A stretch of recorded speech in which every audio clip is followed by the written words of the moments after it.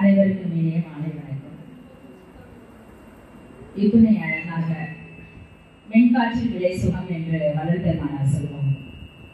அந்த மென்காற்றில் விளை சுகம் என்ற சொல்ல நாம சொல்லும் பொழுது ஒரு உணர்வு நமக்குள்ள வரும்.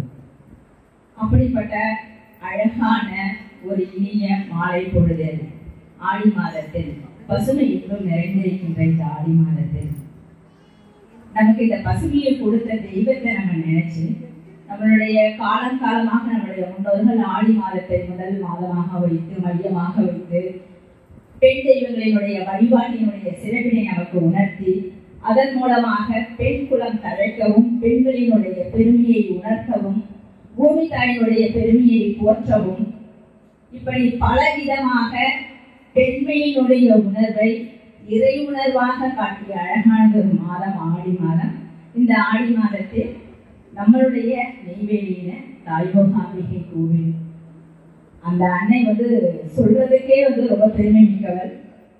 அந்த அன்னையினுடைய ஆலயத்தில் தொடர்ந்து பாளையமன்றம் சார்பாக பல நிகழ்ச்சிகளை கலை நிகழ்ச்சிகளை எங்களுக்கு மனமோர்ந்து அளிக்கின்ற அந்த நல்ல உள்ளங்களை இந்த நேரத்தில் நினைந்து பணிந்து வணங்கி அவர்களுக்கு எங்களுடைய நன்றியை தெரிவிக்கும் விதமாக நல்ல பாராட்டுதல்களை தெரிவித்து கேட்டுக்கொள்கின்றேன். அனைவருக்கும் இனிய மாலை வணக்கம்.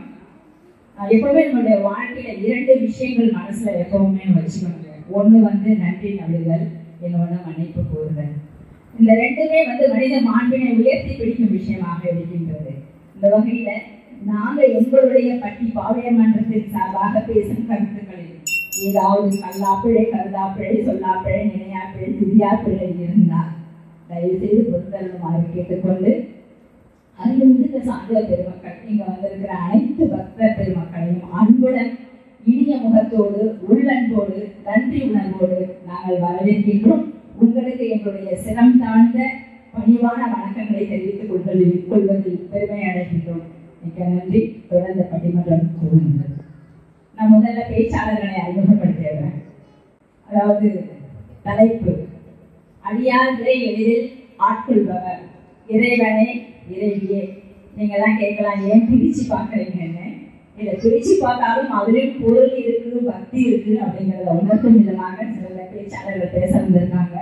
இறைவனே என்ற தலைப்பில் திருமதி கலையரசி பள்ளியினுடைய உதவி தலைமை ஆசிரியராக பணியாற்றும் ரொம்ப நல்லா பேசக்கூடிய தமிழார்வம் மிக்க சொற்பொழிவாளர், நல்ல பேச்சாளர், அவர்களை வரவேற்கின்றேன். அடுத்து திருமதி சாரதா நடராஜன்.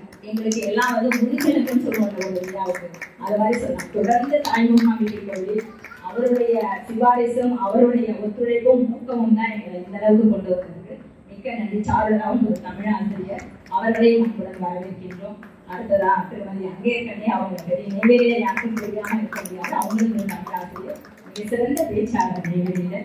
அடுத்து திருமதி சந்திரகலா மேடம், அவங்க ஜவஹர்லால் சயின்ஸ் காலேஜில் கம்ப்யூட்டர் சயின்ஸ் டிபார்ட்மெண்ட்ல ஒர்க் பண்ணுறாங்க, சிறந்த பேச்சாளர், அவரையும் அன்புடன் வரவேற்கின்றேன். அடுத்து கீதா சர்மா அவர்கள், அவங்க எல்லாருக்குமே பரிச்சயமானவங்க, நல்ல பேச்சாளர், சகலகலா வள்ளின்னு சொல்லலாம், எதை கொடுத்தாலும் நல்லா பண்ணுவாங்க, அவங்களையும் அன்புடன் வரவேற்கின்றோம். அடுத்ததாக திருமதி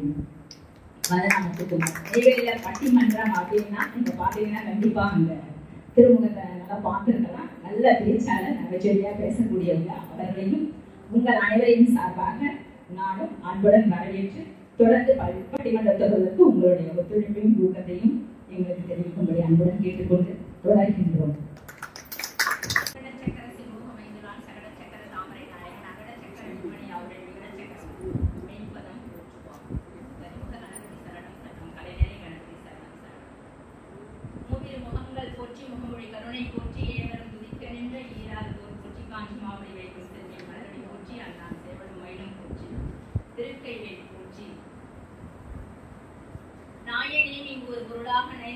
நீயே நினைவின்றி ஆண்டு கொண்டாய். என்னை உள்ள வண்ணம் பேயை நதியும் அறிந்தந்தாய். என்ன பேரை வச்சேன் தாயே மணமகளே சிங்கன்மா திரு தங்கச்சியே.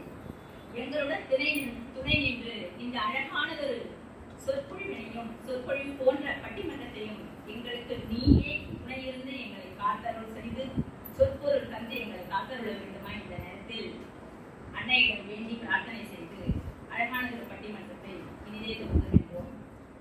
பட்டிமன்ற தலைப்பு எல்லாருக்குமே தெரிஞ்சது. முதல்ல நடுவர் எப்பவுமே பட்டிமன்றத்தில் பேச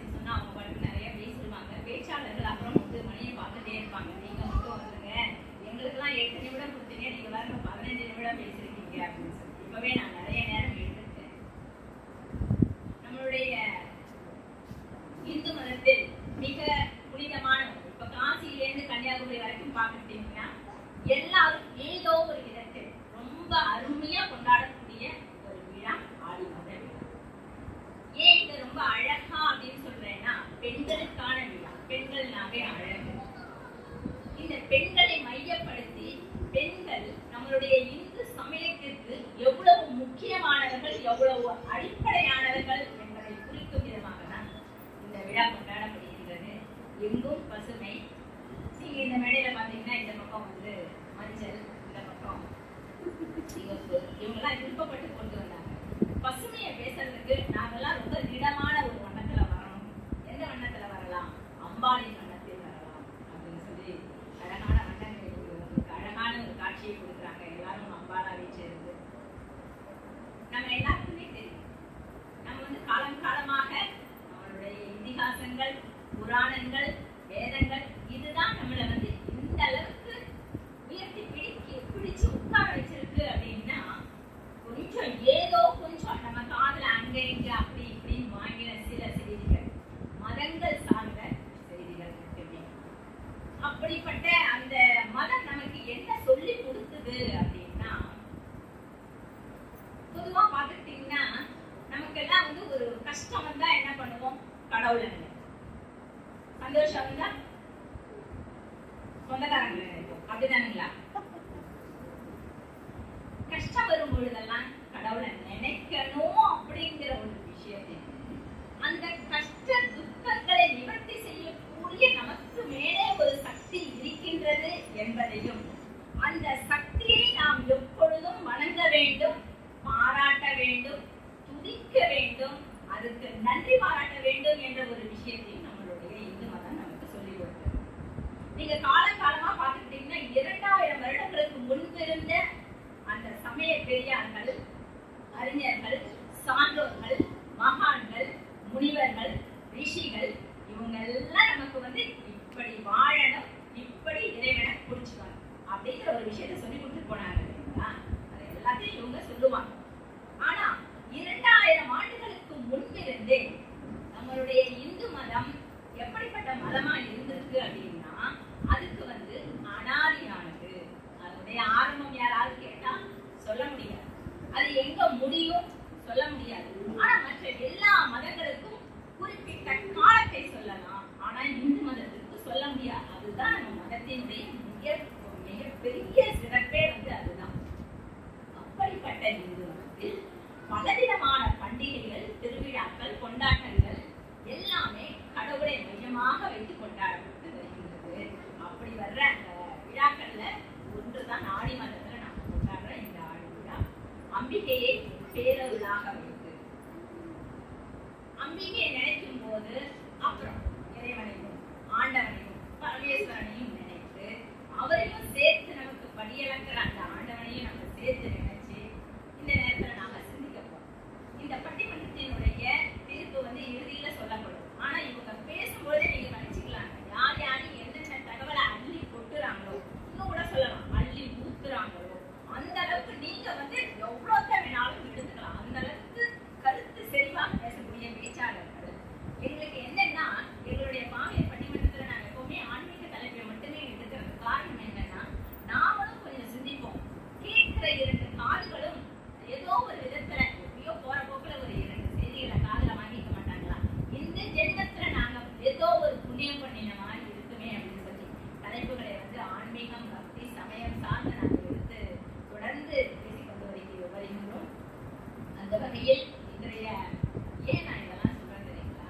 எனக்கு இந்த கையை கட்டி போட்டாங்க. நீங்க வந்து இந்த தலைப்புக்குள்ள போய் எதையுமே பேசக்கூடாது. நீங்க பொதுவா என்ன வேணா பேசுங்க.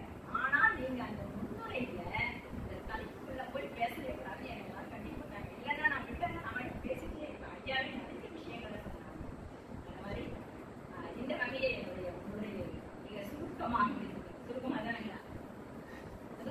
முடித்துக் கொண்டு எப்பவுமே எங்க பேச்சாளர்களுக்கு நாங்க ஒரு வருடம் உண்டு. நீங்க மட்டும் நிறைய பேசுறீங்க, நாங்க கம்மியா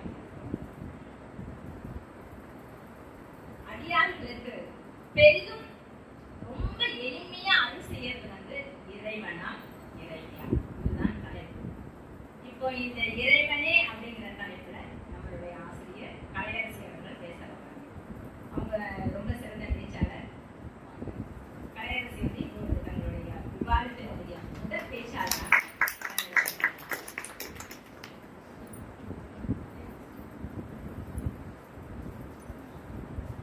அனைவருக்கும் இனிய மாலை வணக்கம். நமச்சிவாய வாழ்க, நாதன் தாழ் வாழ்க, இமைப்பொழுதும் என் நெஞ்சில் நீங்காதான் தாழ்வாழ்க, கோக்கள் ஆண்ட குருமணி தன் தாழ்வாழ்க, ஆகவமாக நின்று அன்னிப்பான் தாழ்வாழ்க, ஏகன் அநேகன் இறைவன் அடிவாழ்க. ஏகன் இறைவன் ஏகனானவன், அவனே அநேகனும் ஆனவன், ஒன்றானவன், உருவில் இரண்டானவன். நடுவர் அவர்களே, ரொம்ப குழப்பமான ஒரு சிந்தனையில எதிர ஒரு 3 பேர் வந்து உட்கார்ந்து இருக்காங்க. ஆசிரியர் பெருமக்கள் அவங்களும் பாத்தீங்கன்னா, ஆமா, இறைவன் நஞ்சு அணிகண்டன் எந்தை மடவாள் தன்னோடும் விடையேறும் நங்கள் பரமன். எந்தை மடவாள் தன்னோடும் விடையேறும் நங்கள் பரமன். அவன் இறைவன், இறைவிக்கு ஒரு பாகத்தை அளித்தவன், எங்கும் வியாபித்து நிற்கின்றவன் சிவம். நெகட்டிவ் பாசிட்டிவ் இந்த ரெண்டுத்துல எது ஒளி கொடுக்கும் அப்படின்னு கேக்குற மாதிரி இருக்கு. அதையும் நம்பிட்டு 2 பேர் 3 பேர் வந்து உட்கார்ந்து பேசிட்டு இருக்காங்க. இது இரண்டும் இல்லாவிடில் ஒளி என்பதே கிடையாது. சிவம் உயிரானது, சக்தி உடலானது. திருமந்திரத்தினுடைய ஒரு பாடலை சொல்லி நான் உங்களுக்கு இத நான் வெளிப்படுத்த புரிய வைக்கணும். எதிரில் உள்ள அந்த 3 பேருக்கு புரிய வைக்கணும்னு நினைக்கிறேன் நடுவர்களே. உடம்பினை முன்னம் இழுக்கு என்று இருந்தேன், உடம்பினுக்குள்ளே உருபொருள் கண்டேன், உடம்புள்ளே உத்தமன் கோயில் கொண்டான் என்று உடம்பினை யானிருந்து ஓம்புகின்றேனே. உருபொருள் கண்டேன், உடம்புள்ளே உத்தமன், உத்தமள் இல்ல, உத்தமன். இறைவன் இறைவி என்பதே ஆன்மாக்கள், மிக ஆசிறந்த ஆன்மாக்கள். பரவெளியில் சிவபெருமான் காலெடுத்து ஆடும் பொழுது பொன் சலகை அணிந்து ஆடினான். பரவெளியில் இசை இல்லை, ஒளி இல்லை. நாயகி ஓசைதான் எடுத்து கொடுக்கின்றாள். நாயகி ஓசை கொடுத்த நாயகி. சிவன் பாதம் தூக்கி ஆடுவது தான் ஆடுவதற்கல்ல, அணுக்களை எல்லாம் அசை வைப்பது. அவன் அசைந்தால் உலகம் எல்லாம் அசையும். இதுல என்ன சந்தேகம் உங்களுக்கு? பகவத்கீதையிலுமே 10வது சர்க்கத்துல 3வது ஸ்லோகத்துல ஏகோ தேவா அப்படிதான் சொல்லி இருக்கு. இறைவன் ஒருவன். கிருஷ்ண பரமாத்மாவே சொல்றார், பல்வேறு உலகமெங்கும் ஓம்பி இருக்கும் உயிர்களில் தோன்றி இருக்கும் இறைவன் ஓரானவன். அவன் ஒன்றே உயிர்கள். அவன்தான் அனைத்து உயிரிலும் வியாபித்திருக்கின்றான் என்று திருமூலர் சொல்லுகிறார். சிவனே அவன் வாயால் சொல்லுகிறான், அவன் அருளாலே அவன் தாழ் வணங்கி. அப்படி இருக்கும்போது இவங்களுக்கு என்ன டவுட் வந்தது? ஒரு சந்தேகம் கேட்டா இழுத்து சொல்றது இல்லையா? சிவன் இறைவன் தான், அவனடி மீறிய இறைவி, அவனிலிருந்து உருவானவள் இறைவி. நம்ம நீங்களே சொன்னீங்க, இந்து மதம் யாருடைய எந்த ப்ராஃபட் தூதுவர்கள் யாரும் இல்லாமல் 2 காப்பியங்களால் வளர்க்கப்பட்ட ஒன்று என்று நீங்களே சொன்னீங்க. பெண்மைக்கு ஒரு மதிப்பளிப்பதற்காக, பெண் எப்பொழுதுமே கருணை மிக்கவள், அவளுக்கு ஒரு மதிப்பளிப்பதற்காக இறைவை உயர்த்தி பேச சொல்லுகின்றனே தவிர இறைவனை அனைத்திலும் வியாபித்திருக்கின்றான். திருக்குறள்ல கூட திருவள்ளுவர் கூறுவது என்னவென்றால்,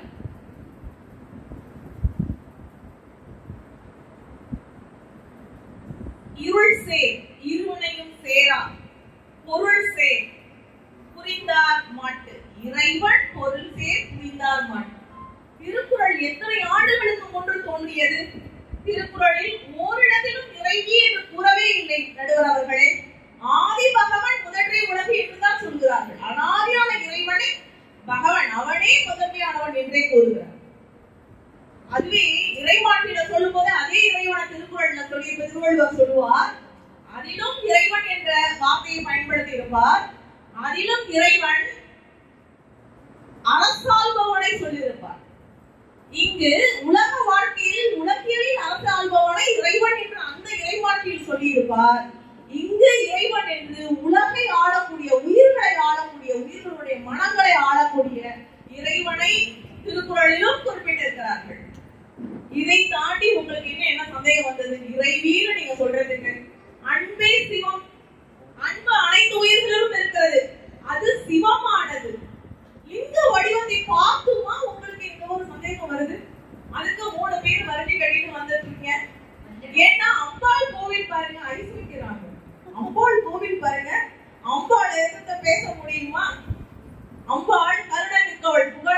பாடினாள் அம்பாளை, கொஞ்சம் பணிந்து பாடினாள் மிகவும் அன்புள்ள கொள்வாள், கருணை உள்ள கொள்வாள், மனம் உருகுவாள்.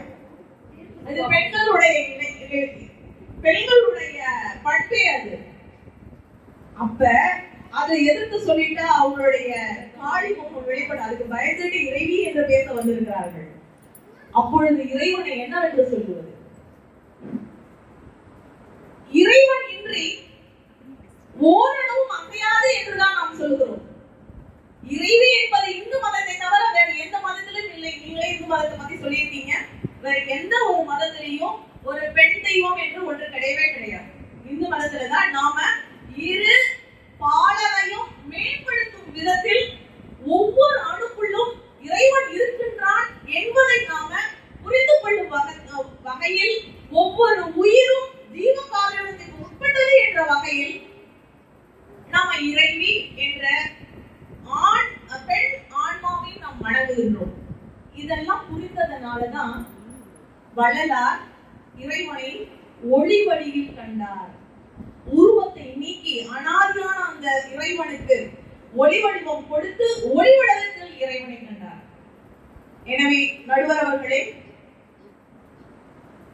அடியார்களை ஆட்கொள்வதில் இறைவனை சிறந்தவர், இறைவன் தான் முதன்மை வகிக்கின்றார் என்று கூறி என்னிடம் சாருகின்றேன்.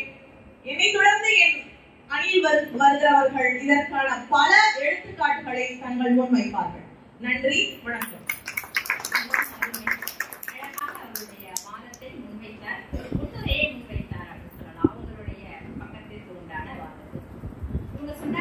ஒரே ஒரு விஷயம் அதுல சொல்ல வரேன். அணுக்களை அசைய வைக்கக்கூடியவர் அந்த பரம்பொருள். அந்த செய்தி நம்மளுடைய இந்து மதத்துல ஒரு இடத்துல நம்ம புரிஞ்சுக்கலாம். 108 சக்தி பீடங்கள் அம்மாவுக்கு இருக்கு. 51 சக்தி பீடமா அதுக்கப்புறம் அது எப்படி வருது அப்படின்னா அந்த சதி பதி தெரியும் இல்லைங்களா? தக்ஷனுடைய மகளாக தாக்ஷாயினி போறாங்க. இந்த கதையை நம்ம சின்ன பிள்ளையிலே பார்த்துட்டோம், திருவிளையாடல பார்த்துட்டோம். இப்ப போறாங்க, கணவர் மறுக்கிறார், சிவன் மறுக்கின்றார். இவங்க அப்பா கிட்ட போறாங்க, எனக்கான மரியாதையை கொடுக்கணும் அப்படின்னு கேட்கிறாங்க. அது கொடுக்க முடியாதுன்னு சொல்றாரு தக்ஷன். இப்ப என்ன ஆகுது? தக்ஷன் கொடுக்க முடியலன்னா அந்த யாகத்தை அவங்க என்ன பண்றாங்க, அங்கேயே பிராண தியாகம் பண்ணிடுறாங்க அந்த யாகத்துக்கு. இது நம்ம எல்லாருக்கும். அதுக்கு அடுத்து அந்த அன்னையானவள் உயிரை தியாகம் செய்த பிறகு சிவனுடைய நிலை எப்படி இருந்தது அப்படின்னா, அவர் சிவனா இல்ல, அப்பதான் வர்றாரு, வீரபத்ரரா மாறுறாரு. இப்ப வீரபத்ரரா மாறின பிறகு சிவபெருமான் என்ன பண்றாங்க, யாகத்தில் யாக அக்னியில் எரிந்த அந்த அன்னை பார்வதியினுடைய உடலை சரீரத்தை எடுக்கிறாங்க. எடுத்து அவங்க அந்த உடலை எடுத்து தொடும் பொழுதுதான் அந்த இறந்து போன அந்த சபமான அந்த உடலில் சிவம் பட்டவுடன் அது எல்லாம் எப்படி ஆகுதா, உயிர் தெரிகிறது. அணுக்கள், ஒவ்வொரு அணுக்களும் பார்வதி தேவியினுடைய உடலில் இருக்கின்ற ஒவ்வொரு அணுக்களும் உயிர் பெற்று அதை எடுத்து அவர் அந்த தாண்டவம் ஆடும் பொழுதுதான் அது எல்லாம் சக்தியாக மறுபடியும் 51 சக்தி பீடமாக நமக்கு கிடைச்சது. எப்படி கிடைச்சது அப்படின்னா அந்த அன்னை பார்வதியினுடைய சபத்தில் சிவன் பட்டவுடன் ஆனது. இந்த ஒரு நுட்பம் அதுல இருக்கு. அந்த செய்தியை அழகா முன்னுரையா சொன்னாங்க, மிகவும் அருமை. அடுத்து அவங்களுடைய வார்த்தை தொடர்ந்து அடுத்து சந்திரகலா மேடம் வராங்க. எனவே இப்படியா நான் சொல்றேன், இறைவன் எங்க அடியார்களை பெரிதும் ஆட்கொள்பவர், எளிதில் அந்த ஒரு வார்த்தை இருக்கு, எளிதில் ஆட்கொள்பவர். இதெல்லாம் கிடையாது, நாங்க சொல்றோம் அப்படின்னு வராங்க. சந்திரகலா வாருங்கள், உங்க கருத்துக்களை முன்வைங்க.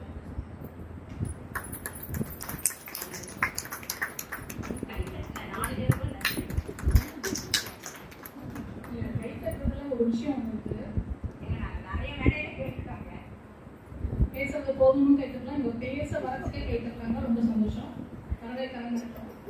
நடுவர் உள்ளிட்ட அவையோருக்கும் இந்த தலைப்பு என்ன அப்படின்னு பாத்தீங்கன்னா, அடியார்களை எளிதில் ஆட்கொள்பவர் இறைவனே இறைவியே. முதல்ல தலைப்பை நல்லா படிச்சுட்டு வரணும். பிள்ளைங்களுக்கு ஹோம்வொர்க் கொடுத்தா மட்டும் பத்தாது ஸ்கூல்ல. டீச்சர், இறைவனே அடியார்களை ஆட்கொள்வது இறைவனா இறைவியனா நீங்க சொல்றது சரி. எளிதில் ஒரு வார்த்தையை நடுவ விட்டுட்டீங்க, மறந்துட்டீங்களா? இம்போசிட் கொடுக்கும்போது மறந்துட்டீங்களோ? எளிதில் யாருங்க வருவாங்க? ஒண்ணும் இல்லைங்க. ஒரு சின்ன எக்ஸாம்பிள். ஒரு குழந்தை கால்ல கல்ல உள்ள குத்தி அடிபட்டு வீட்டுக்கு வருது.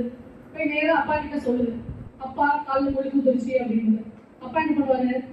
பையன் மண்டையில 2 போட்டு, முள்ளுல ஏன்டா போய் கால் வைக்கிற, பார்த்து போக மாட்டியா அப்படின்னு கேட்பாரு. இதே அம்மாட்ட போய் சொன்னா என்ன பண்ணுவாங்க? அம்மா அந்த முள்ளை எடுத்துட்டு அந்த முள்ளை தான் கையில குத்துறோம் 2 அடி அடிச்சுட்டு, என் பிள்ளைவா நீ குத்தின, இனிமே குத்துவியா அப்படின்ட்டு பையன் முன்னாடி வந்து அந்த முள்ளை திட்டிட்டு, முள்ளுக்கு முடியாது திட்டிட்டு பையனுக்கு 2 குத்து கொடுப்பாங்க. இப்ப பையன் யார்கிட்ட போவான்? அம்மாட்ட போவானா அப்பாட்ட போவானாங்க?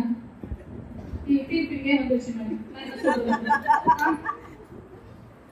இந்த ஒரு குழந்தை இல்லைங்க, இன்னொரு குழந்தை 3 வயசுல வந்து பாட்டு படிச்சாங்க.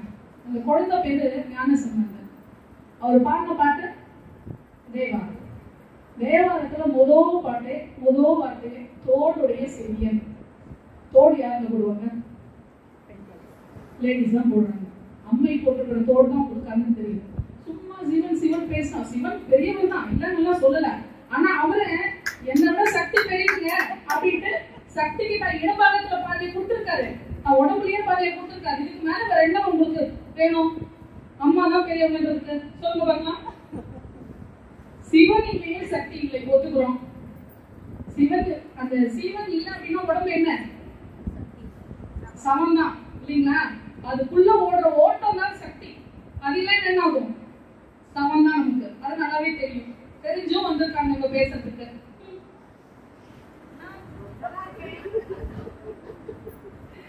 அதுதான் மாதவபாகன். ஒரு ஞானசம்பந்தரை பாத்தீங்கன்னா எல்லா இடத்துலயும் சிவன் சொல்வாரு, ஆனா எல்லா இடத்துலயும் அம்மாவையும் சேர்த்துன்னு சொல்லுவாரு. அந்த இடபாகம் தான் ஒரு கண்ணு தோடு போட்ட அந்த கால் வழியா தான் அவர் வந்து பாக்குறாரு. சோ அம்மா தான் ஒரு கண்ணுக்கு முதல்ல தெரியுறாரு. சிவன் முழு உருவமா இருந்தாலும் மறைமுகமா இருக்கிற அம்மா தான் முதல் கண்ணுக்கு தெரிஞ்சு தோடுடைய செவியன் அப்படின்னு சொல்லிட்டு பாடுறாரு. அடுத்தது, இன்னைக்கு உலகம் முழுக்க வந்து ராமகிருஷ்ண பரமஹம்சரோட கிளைகள், மடம் கிளைகள் வந்து பரவி இருக்கு. அது காரணம் ராமகிருஷ்ண பரமஹம்சர் தான். அவர் ஆட்கொண்டது யாருங்க? சிவனங்க இல்ல பெருமானங்க? இல்லைங்க, கல்கத்தா காளி தான். இதுக்கு மேல எக்ஸாம்பிள் தான் வேணும். மேலூர் ஆதிபரா சக்தி பீடம் எடுத்துக்கோங்க, இது அம்மா தான். அப்புறம் அதே தேவாரத்துல மாணிக்க வாசகர் வந்து 8ஆம் திருமுறையில ஒரு பாட்டு பாடுறாங்க. தந்தது உன் தன்னை கொண்டது என் தன்னை சங்கரா ஆத்துலோ சதுர. உன்னை தந்து என்னை எடுத்துக்க அப்படின்ற. சரிங்களா? அப்படி என்ன அர்த்தம்? சிவன் தன்னை கொடுத்துதான் பக்தர்களை ஆட்கொள்றாரு இல்லைங்களா? அப்படி இறைவனே வேறு ஒருவரால் ஆட்கொள்ளப்பட்டார். அப்படிப்பட்ட இறைவனே, சாமர்த்தியமான சிவனே, சிவபெருமானே இன்னொருவரால் ஆட்கொள்ளப்பட்டார். ஆட்கொள்ளப்பட்டு அம்மையே அப்படின்ட்டு கூப்பிட்டாரு. யாருங்க கூப்பிட்டாரு? காரைக்கால் அம்மையார கூப்பிட்டாரு. வேற யாராவது 63 நாயன்மார்களை வேற யாராவது ஏன் கூப்பிடல? ஏன் அம்மையை மட்டும் கூப்பிட்டுருக்காரு? யோசிக்கணும். தலைப்பு என்ன முழுசா படிச்சுட்டு ஒவ்வொரு வார்த்தைக்கும் வார்த்தை படிச்சுட்டு வரணும். பிள்ளைங்க சொல்றீங்கல்ல, ஸ்பெல்லிங் படி, வார்த்தைக்கு வார்த்தை படி அப்படின்னு சொல்றீங்கல்ல, நாம வரும்போது வார்த்தைக்கு வார்த்தை அர்த்தம் முடிச்சு படிச்சுட்டு வரணும். இதுதாங்க ஆசிரியரா இருந்து படிக்கணும்னு வரக்கூடாது. நானும் ஆசிரியரா. ஓகே, இந்த காலத்துக்கு வரும். ஒருத்தர் ஆபீஸ்ல நான் மேனேஜரை பார்த்துட்டு அவருக்கு ஏதோ ஐஸ் வைக்கணும் அப்படின்ட்டு, சார் நீங்க சிங்கம் மாதிரி இருக்கீங்க சார் ஆபீஸ்ல, வீட்டுல எப்படி சார் இருக்கீங்க அப்படின்னு கேட்டாங்க. இன்னும் அவர் ரொம்ப கர்வத்தோட வீட்லயும் நான் சிங்கம் தான் அப்படின்னாராம். உள்ள ஒரு இன்னொரு வாய்ஸ், மைண்ட் வாய்ஸ் பக்கத்துல வந்து கேட்டுச்சு, வீட்லயும் நான் சிங்கம் தான், ஆனா என் மேல வந்து துர்கா தேவி உட்கார்ந்துட்டு இருப்பா, அவ என்ன சொல்றாளோ அதெல்லாம் நான் கேட்டாகணும், இல்லைன்னா வீடு என்னாகும்? பிரச்சனை ஆயிடும். சரிங்களா? இப்ப யாருங்க இப்ப இறைவனா இறைவியாங்க? இதெல்லாம் இருக்கும். 1 பெருசா 9 பெருசா, 1 பெருசா 9 பெருசா. ஏங்க பையன் 1 மார்க் வாங்கிட்டு வந்து விட்டுருவீங்களாங்க? 10க்கு 1 வாங்கிட்டு வந்து என்ன பண்ணுவீங்க? ஏங்க நீங்க போடுற பூஜை எல்லாம் 1 முன்னாடி போட்டுட்டு இருக்கீங்க, அது எதுவுமே வேலைக்கு ஆகாது. சோ 9 தான் பெருசு. சிவனுக்கு 1 ராத்திரி சிவராத்திரி, அம்மனுக்கு 9 ராத்திரி நவராத்திரி. இதுல இருந்தே தெரியுதா? இறைவனே வந்து இறைவியிடம் பிறந்த ரைட்டர். சரிங்களா? ஒன்றும் இல்லைங்க.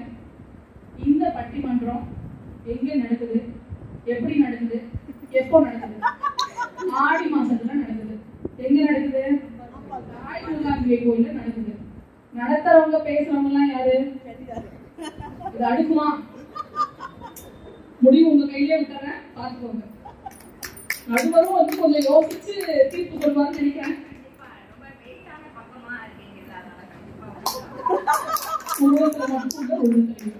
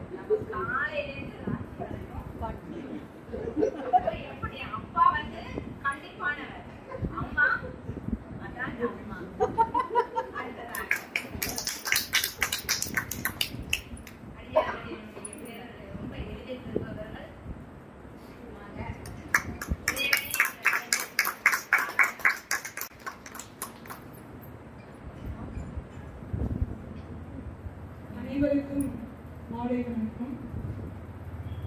என்னென்னமோ சொல்லி குழப்பிட்டே இருக்காங்க. தெரிஞ்சு கொஞ்சம் மூச்சுக்கு வாங்க. அவங்க சொல்றதா நம்பிடாதீங்க. சிரிச்சிருக்காங்க. அது சிரிப்பே மயக்கிறதுக்கு வராங்கன்னு நினைவுலகத்துக்கு வர சொல்றோம். குழந்தை கீழே விழுந்துதான். அப்பா திட்டினாராம், அம்மா கொண்டுட்டாங்க. ஆஸ்பத்திரி யாருமே கூட்டு போட்டு கொஞ்சம் மட்டும் காய் சரியாயிடுமா? கொஞ்சிட்டு உட்காந்துட்டே இருந்தா காய் என்னாகும்? செப்டிக் ஆகும். காலே எடுக்கக்கூடிய நிலைமைக்கு வரலாம். அதை கொஞ்சம் சொல்லுங்க. ஆஸ்பத்திரி கூட்டிட்டு போறது யாரு? நம்மளுடைய அப்பா தானே. அப்ப அப்பாவோடைய முக்கியம் எப்படின்னு தெரிஞ்சுக்கணும். அது போலதான் இந்த உலகம். சரி, நம்மளுடைய ஈசன் எடுத்துப்போம் அப்படின்னா, ஈசன் எப்படி வந்து அடியவர்களை நினைப்பாரு, அடியவர்களுக்கு அருள் செய்வாரு அப்படிங்கிறதையும், ஈசனையும் நம்மளுடைய நாராயணனையும் வழிபட்டவர்களை சில பேரை நான் உதாரணம் சொல்லலாம்னு எனக்கு நினைக்கிறேன். ஏன்னா என்னுடைய அணியில முதலாவதாக வந்தவங்க எப்படியெல்லாம் இறைவனையோ இல்ல இறைவியோ வேறுபடுத்தலாம் அப்படின்னு வேறுபடுத்த போயிட்டாங்க. அடுத்து என்னுடைய பங்கு என்ன அப்படின்னா, யார் யாரெல்லாம் இறைவனால் ஆட்கொள்ளப்பட்டவர்கள் அப்படின்னு ஒரு சில உதாரணங்கள் அப்படின்னா எனக்கு கொடுத்த நேரத்துல நான் சொல்லணும்னு இருக்காங்க. ஒரு சில உதாரணங்களை சொல்லலாம்னு நினைச்சுக்கோங்க. ஈசன் ஒண்ணு கடுமையாக இருக்கணும்லாம் நினைக்கலைங்க. அம்மா மட்டும்தான் எழுதி வந்துருவாங்கலாம் சொன்னாங்க. அதெல்லாம் கிடையாது. ஈசன் தன்னை மட்டும் வணங்கணும்னு நினைக்கவே இல்லை. தன் அடியார்களை வணங்கினாலே போதும் அப்படின்னு நினைக்கிறவங்க ஈசன். அடியார்களுக்கு அமுது படைத்தவர்கள் இருக்காங்க. அடியார்களுக்கு பாதங்களை அரும்பி அதனால் மோட்சம் பெற்றவர்கள் இருக்காங்க. அம்பால வெளிப்பட்டவங்க வேற விட்டு சொல்லலாம். இவங்க ஒரு பானை சோத்துக்கு ஒரு சோறுன்னு வேகாத சோறு எடுத்து வச்சுட்டு உட்கார்ந்து இருக்காங்க. நான் வந்து சோறு மட்டும் எடுக்கிறேங்க. பலவிதமான பலகாரங்கள் இருக்கக்கூடிய சைட் டிஷ் நான் சேர்த்து சொல்லுவேன். தண்ணியே நம்பி வந்த பக்தர்களுக்கு அவர் கேட்டாலும் கேட்கலனாலும் பொன்னையும் பொருளையும் வாரி வழங்கி அவர்கள் செய்யக்கூடிய பிழைகளை பொறுத்து செய்பவர் தான் இறைவன். நான் சொல்லலைங்க, நம்ம சுந்தரமூர்த்தி நாயகர் சொல்லியிருக்காரு. அப்படிப்பட்ட குணம் வாய்ந்தவர் என்னுடைய ஈசன் அப்படின்னு அவர் சொல்லியிருக்காரு. அதனாலதான் குலசேகர ஆழ்வார் என்ன சொன்னாராமா, இன்னொரு பிறவி எனக்கு வேண்டாம். ஒருவேளை இன்னொரு பிறவி நீ கொடுத்தாய் அப்படின்னா அந்த திருவேங்கடமலையில இருக்கக்கூட ஒரு படியா என்ன படிச்சது, என்னை மிதித்து பக்தர்கள் என்ன பண்ணட்டும், உன்னை தரிசிக்க வரட்டும். இதுதாங்க அவருக்கு கிடைத்த பேரு. இறைவனால் ஆட்கொள்ளப்பட்டது நம்மளுடைய குலசேகர ஆழ்வார். அது மட்டும் கிடையாது, நம்மளுடைய வள்ளலார், நமக்கு பக்கத்துல இருக்கக்கூடிய வடலூர் எடுத்துக்கோம். நம்மளுடைய வள்ளலார் ஒருமையுடன் நினைத்திட புகழ் அடி நினைக்கின்ற முத்தமர்க்கம் உறவு வேண்டும் அப்படின்னு நினைக்கிறது நம்மளுடைய வள்ளலார். அதனாலதான் அவர் இன்னி வரைக்கும் என்ன பண்றாரு, அணையா விளக்கையும் அணையாத அடுப்பையும் அவர் வச்சிருக்காருன்னு சொல்றாங்க. அது மட்டும் இல்லைங்க, நம்மளுடைய இவங்க சொல்றாங்க பெண்கள் தெய்வம் பெண் தான் அப்படின்னு. அந்த பெண்ணே என்ன பண்ணாரு? கண்ணனை நினைத்து ஆண்டாளாக இந்த பிறவி மட்டுமல்ல, இன்னொரு பிறவி எடுத்தாலும் நான் உன்னையே வணக்கணும் அப்படின்னு ஆண்டாள் வேண்டிக்கிறாங்க. அப்ப இதுல இருந்து தெரியுதுங்களா, பெண் தெய்வத்தை காட்டிலும் ஆண் தெய்வம் தான் முக்கியம் அப்படின்னு. நான் ஒரே சின்ன கதையை மட்டும் சொல்லிட்டு என்னுடைய பாட்டு நிறைவு பண்ணிக்கலாம்னு நினைக்கிறேன். குருவாயூரப்பன் தெரியும் எல்லாருக்குமே. அந்த குருவாயூரப்பன் மீது நாராயணியம் அப்படின்ற ஒரு ஸ்லோகம் ஏற்றப்பட்டது. அதை இயற்றினவர் ஒரு பட்டர். அந்த பட்டர் பாத்தீங்கன்னா அவருடைய குரு கிட்ட எல்லா விதமான சமஸ்கிருத ஸ்லோகங்களை கத்துக்கிட்டாரு. எல்லா ஸ்லோகங்களும் முடிஞ்சிருச்சு. நீ வீட்டுக்கு போகலாம்ப்பா, நீ போய் உன்னுடைய கடமையை செய்யும் குரு சொல்லியிருந்தாரு. அதுக்கு அவர் சொல்றாரு, இல்ல நான் குருதட்சணை கொடுக்காம நான் போக முடியாது, உங்களுக்கு என்ன வேணுமோ சொல்லுங்க, என்னால முடிஞ்சது தரேன் அப்படின்றாரு. அவருடைய குரு வாத நோயால் பாதிக்கப்பட்டவர். அவரால் கொஞ்சம் கூட அசைய கூட முடியாது. உடனே அவர் என்ன பண்றாரு, இல்லப்பா எனக்கு எதுவும் வேண்டாம், நான் என்ன பண்ண போறேன் அப்படின்னா, இல்ல நீங்க ஏதாவது வாங்கிக்கணும்.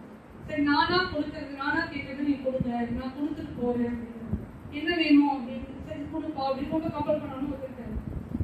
அவர் என்ன பண்றாரு, ஒன்றும் இல்லை, நீங்க இவ்வளவு காலம் உங்கள்கிட்ட கத்துக்கிற நேரத்துல இந்த காலகட்டத்துல நான் பார்த்துருக்கேன், நீங்க எவ்வளவுலாம் கஷ்டப்பட்டுருக்கீங்க இந்த நோயால, உங்க நோயை எனக்கு கொஞ்சம் கொடுங்க, நான் அனுபவிச்சுக்கிறேன் அப்படின்னா. அவருடைய குரு சொல்றேன், என்னப்பா இது, என்னென்னமோ காசு கொடுப்பாங்க, பணம் கொடுப்பாங்க, நோயை போய் கேட்குறீங்க அப்படின்னு சொல்றாரு. அவர் சொல்றேன், இல்ல இவ்வளவு காலம் நீங்க எவ்வளவுதான் கஷ்டப்பட்டீங்க, ஆனா இந்த நிலைமையில எவ்வளவு எங்களுக்கு சொல்லி கொடுத்தீங்கன்னு எங்களுக்கு தான் தெரியும்.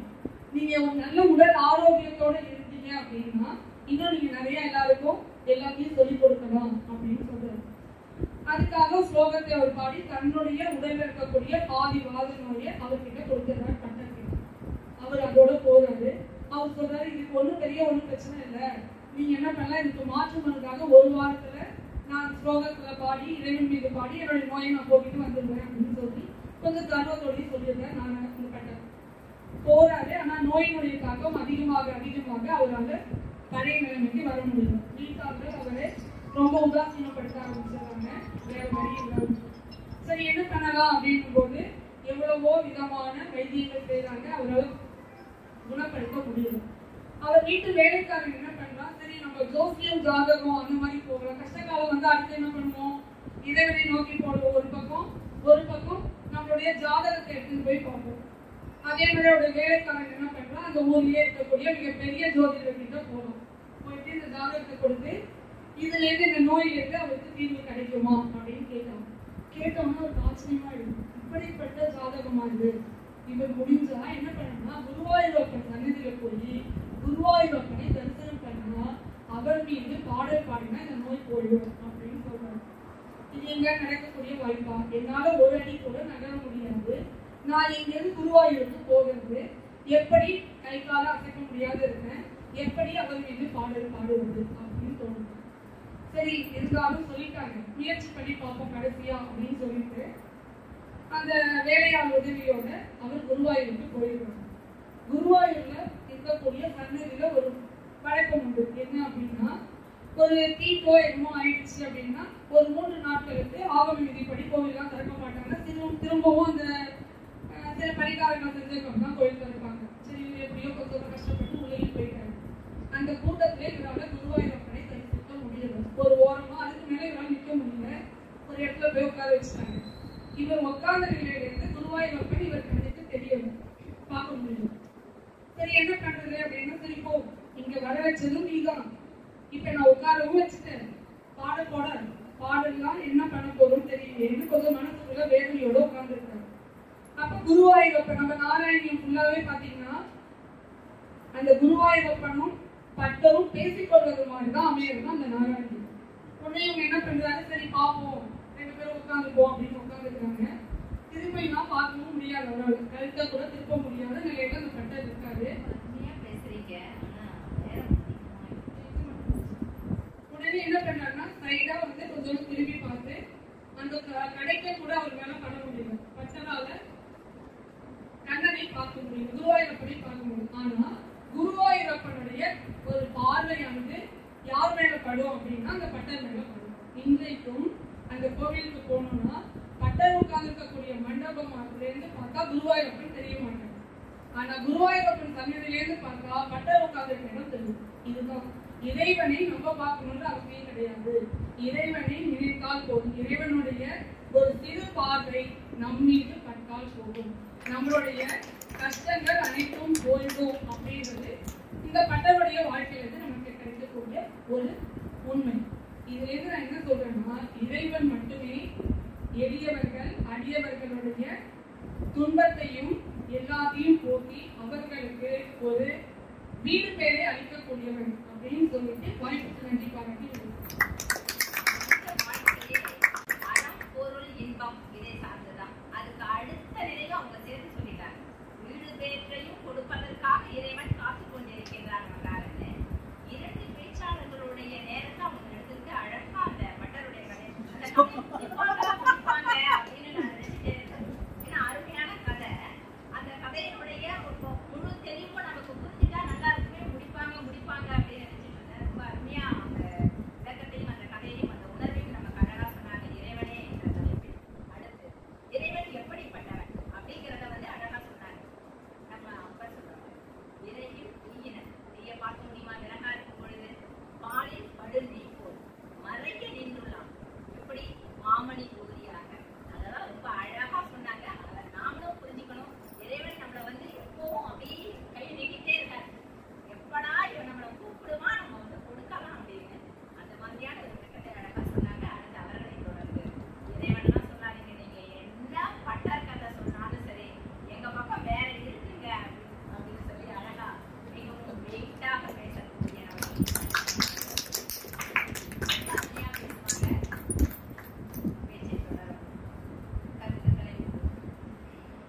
அவையில் கூடியிருக்கும் அனைவருக்கும் என் வணக்கத்தை கூறிக்கொண்டு, என்னுடன் பயணித்துக் கொண்டிருக்கும் என் தோழிகளுக்கும் என் வணக்கத்தை கூறிக்கொண்டு, என் தாயான தாய் மூகாம்பிகை அம்மனின் அருளையும் பெற்றுக்கொண்டு என்னுடைய உரையை தொடங்குகிறேன். தலைப்பு நான் மறக்கல இல்லை. சரி, அதாவது அவங்க பேசினது எல்லாமே ஈசன் இறைவன் மறுக்கலைங்க. ஈசன் இறைவன் எல்லாம் நம்ம மறுக்கவே இல்லை. ஆனா என்ன பண்ணினாங்க ரெண்டு பேரும் பாருங்க, சாரும் கலையரசியும் உட்கார்ந்து அம்பாள் முன்னாடி அழகா லலிதா சஹஸ்ரநாமம் சொல்லி அவங்க பேசுறாங்க. சிவன் கோயில போயிட்டு தேவார பாடிட்டு வர வேண்டியதானே, அதுல போயிட்டு வர வேண்டியதானே. எங்க அம்பாளுக்கு அது வாங்கிட்டு கடனை வாங்கிட்டு இங்க அம்பாளுக்கு எல்லாம் பேசுறாங்க. சரி, தலைப்பு என்ன சொன்னாங்க? யாருக்கு இறைவனா இறைவியா எழுதி உங்களுக்கு அருள் புரிஞ்சாங்க. திருநெல்வேலி எனக்கு சொந்த ஊரு. அந்த ஊர்ல இருந்து என்னுடைய நெல்லையப்ப காந்திமதி அம்மா. ஆனா காந்திமதி அம்மாவோட ஒரு பக்தர் இருந்தாரு. என்ன பக்தர்? அவர் என்னன்னா தினம் கோயில விளக்கேற்றதா அவரோட வேலை. ஒரு கூலி தொழிலாளி, ரொம்ப சிறிய தொழிலாளி, விளக்கேற்றிட்டே இருப்பாரு. இவர் தினம் இந்த விளக்கேற்றது ஒரு தேவி உபாசகர் வராரு. இந்த தேவி உபாசனம் பண்றவங்க இவங்களுக்கெல்லாம் டக்குனு ஒருத்தரை பார்த்தோம்னு தெரிஞ்சிடும். இவங்களுக்கு நம்ம சொல்லிட்டு போனோம், அருள் புரிஞ்சுட்டு போனோம். அப்படி ஒரு மந்திரத்தை அவருக்கு சொல்லிட்டு போறாரு. இந்த மந்திரம் ஒண்ணு இல்லைங்க, நம்மளுடைய அபிராமி அந்தாதியிலிருந்து வையம் துறக்கும் மதகரி மாமகுடம் சீவிகை பெய்யும் கனகம் பெருவிளை ஆரம்பரை முடித்த ஐயன் திருமணியால் அடி தாமரைக்கு அன்பு முன்பும் செய்யும் தவம் உடையார்காகிய சின்னங்களை. அதாவது அம்பிகையின் திருவடியை வணங்கிடுக வணங்கியா என்ன பயன் அப்படிங்கிறது இந்த ஸ்லோகம் நமக்கு சொல்லுவோம் அப்படின்னு அவர் சொல்லிட்டு இதை எப்படி சொல்லணும்னு சொல்லிட்டு போனார். நீ மனசுல சொல்லணும், ஆனா உன்னோட உதடு அசையணும், ஒளிய மாத்திரம் வெளியில வரணும் அப்படின்னு இவரும் சொல்லிக்கிட்டே தினமும் சொல்லிட்டு ஏற்றிட்டே இருக்காரு. அந்த ஊரோட ராஜாக்கு ஒரு பிரச்சனைங்க என்னன்னா, அவரோட அமைச்சர் ஒரு கரெக்டட் அமைச்சர்னு வச்சுக்கோங்களேன். இவர் என்ன பண்றது, இவருக்கு ஒரே கவலையா இருக்கு ராஜா. அப்படி கவலைப்பட்டுட்டு இருக்கும்போது அவர் சரி நம்மளுடைய காந்திமதி அம்மைக்கே போய் அதுக்கு ஒரு தீர்வு காணலான்னு உள்ள வராரு. உள்ள ராஜா வந்தோடனே என்னன்னா ஒரே படோபாக்கமா இருக்கு, ஒரே நிசப்தமா இருக்கு. ஆனா ஒரே ஒரு சின்ன ஒளி மாத்திரம் சப்தம் மாத்திரம் கேட்குது. எங்க இந்த சப்தம் எல்லாரும் போகும்போது அந்த அடியார் அவர் விளக்கேற்றிட்டு அந்த மந்திரத்தை சொல்லிடுறாரு. அந்த அவ்வளோ சவுண்டு அந்த நிசப்தம் வந்தோடனே அந்த மந்திரத்தோட உச்சாரம் அவ்வளோ இதா கேட்டோன்னா அவர் சொல்லி என்ன சொல்லிட்டு இருக்க. எனக்கு ஒரு தேவி உபாசகருக்கு சொன்னாரு, இந்த அபிராமியோட நீ தான் என்னோட மந்திரி, எப்போ இந்த இவ்வளோ நிசப்தத்திலையும் இவ்வளோ இதுலையும் நீ இந்த மாதிரி ஒரு கடமையை ஆட்டிட்டு இருக்கியோ நீங்க அப்படிதாங்க அம்பாள் எல்லாருக்கும் அருள் புரிவாங்க. நம்ம செய்ய வேண்டிய கடமையும் செஞ்சுட்டு அவளையும் நினைச்சாதாங்க அம்பாள் அருள் புரிவாங்க. சரி, எல்லாரும் என்ன சொன்னாங்க, திருஞான சம்பந்தர் நம்ம கண்ணுக்கு தெரியாது, நான் என் கண்ணுக்கு தெரிஞ்சு என் வாழ்க்கையில நடந்த ஒரு கதையை நான் சொல்றேன். அம்பாள் எப்படி அருள் புரிஞ்சிருக்காங்க. என்னுடைய பாட்டி திருநெல்வேலின்னு சொன்னேன். திருநெல்வேலியில ஒரு குக்கிராமங்க, எங்களோட ரெங்கசமுத்திரம்னு சொல்லுவோம். திருப்படை மருதூர் பக்கத்துல தாமிரபரணி பெருக்கெடுத்து ஒரு ஆறுக்கு பக்கத்துல நாங்க வாழ்ந்தவங்க.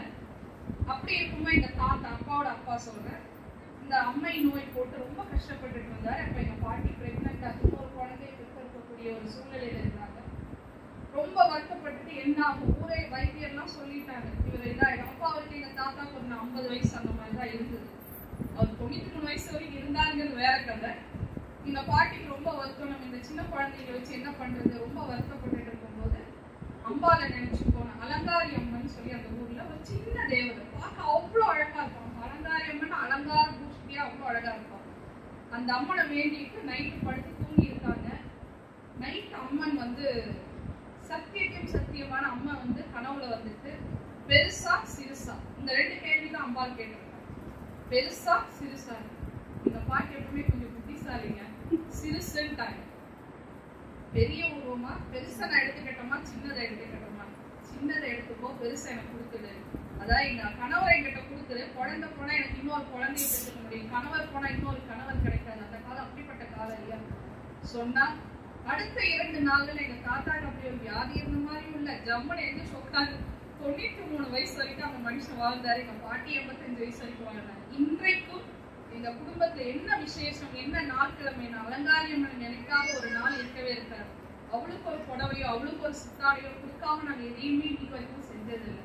சோ இப்படி சொல்லணுங்க, எளியார் நம்ம வந்து இறங்கி யாருக்கு செஞ்சிருக்காங்கிற ஒரு கதையை நமக்கு சொல்லணும். காளிதாசர் எல்லாருக்கும் தெரியும், மேகதூதம், சாகுந்தல் இதெல்லாம் எழுதினவர். அவருக்கு எப்படி இந்த காளி உஜ்ஜயினி, காளினாலே உக்கிரகம்னு சொல்லுவோம் நம்ம. அவரையே இவர் காமெடி பீஸ் ஆகிட்டாருங்க நம்ம காளிதாசர். அப்படிப்பட்டவர் இவரு. அவன் வந்து இவர் வந்து ரொம்ப வருத்தமா உட்காந்துருக்கோம். காளி வந்து உனக்கு என்னப்பா வேணும், அப்படியே உக்கிரம் மூர்த்தியா வந்து காளி நிக்கிறா. இவ்வளவு கை, நாங்க 2 கை வச்சே சில விஷயங்கள்லாம் கஷ்டப்படுறோம், நீ இவ்வளவு கையை வச்சுக்கிட்டு நீ எப்படி எல்லாம் கஷ்டப்படுற அப்படின்னு கேட்டோம்னா அவ சிரிச்சுக்கிட்டாளாங்க காளி. சரி, நீ என்ன சிரிக்க வச்சேல, உனக்கு நான் வரம் தரேன், என்ன வேணும் உனக்கு? 2 கையில, ஒண்ணுல 2 கையிலும் பாயாசம். இதுல அறிவு இருக்கு, இதுல செல்வம் இருக்கு. பாயாசம் தானே எனக்கு ரொம்ப பிடிக்கும், 2ஐயும் கலந்தே கொடுத்துருங்க, 2ஐயும் வாங்கிக்கிட்டான். அதனாலதான் அவருக்கு அறிவும் செல்வமும் பிடிக்குன்னு சொல்லுவாங்க. சோ இதுல என்ன தெரியுது, ஒரு அம்மாட்ட கேட்டாங்க எல்லாமே கிடைக்கும். ஆனா இறைவன்கிட்ட கேட்கறது ரொம்ப கடுமை. நவராத்திரி நம்ம என்ன பண்றோம், அலங்காரம் பண்ணிட்டு ஆசையா பண்ணிட்டு எல்லாரையும் வரவேற்று வீட்டுக்கு கூப்பிட்டு எல்லாருக்கும் பணிவிட செய்து நம்ம கொடுக்க வேண்டியதை கொடுத்து அருள் பெற்று எல்லாம் பண்றோம். சிவராத்திரியில நம்ம மாத்திரம் விரதம் இருந்து, அதுவும் விரதம் இருந்து பட்டிக்காட்டு நம்ம மாத்திரம் அருளை பெற்றுக்கிறோம். ஆனா நவராத்திரியில பார்த்தவங்க எல்லாரையும் அப்பாலாம் நினைச்சு நம்ம அருள் பெற்றுருக்கோம் இல்லையா? காண்பவர் எல்லாரையும் அருள் பார்க்கிறோம். அது மாத்திரமா வரலட்சுமி விரதம், நவராத்திரி, ஆடி மாதம், சித்திரை மாதம், இத்தனை இருக்கு எங்க அம்பாளுக்கு. இதெல்லாம் கூட ஒரு பெரிய விஷயம். இன்னைக்கு மும்பை அவ்வளோ செழிப்பா இருக்கு அப்படின்னு நம்ம எல்லாத்தையும் சொல்றோம். மும்பைனாலே அது பணக்கார ஊரு தானே, அப்படி பணம் இருக்கு. அது ஒரே காரணம், இங்க மகாலட்சுமி அங்க உட்கார்ந்துட்டு இருக்காங்க. அவளை தமிழ்நாட்டுக்கு கூப்பிடுறோம் ரொம்ப கஷ்டப்பட்டு வரமாட்டாங்க, திருப்பி உட்கார்ந்து இருக்காங்க மகாலட்சுமி. சோ அதனாலதான் மும்பை வந்து அவ்வளவு வியாபிச்சிருக்கு என்று கூறி எனக்கு வாய்ப்பளித்த அத்தனை நல்லுடனுக்கு நன்றி கூறுகிறேன். ரொம்ப அழகா செல்வத்தையும் காளிதேவியினுடைய அந்த அருளையும் ரொம்ப அழகா சொன்னீங்க. காளிதாசர் பத்தி அவங்க சொல்லும்போது பேரே பார்த்தீங்களா, காளிதாசர். அவங்க அம்மா அப்பா வந்து ரொம்ப பிரார்த்தனை பண்ணாங்களாமா, எங்களுக்கு ஒரு நல்ல மகன் வேணும், ரொம்ப நாள் குழந்தையே இல்லை. அவங்க பிரார்த்தனை பண்றாங்க. பண்ணும்பொழுது ஒரு குழந்தை பிறந்தது. பிறந்தா சும்மா கிடையாது, காளிதாசர் வரலாறு எல்லாருக்கும் தெரியுங்களா?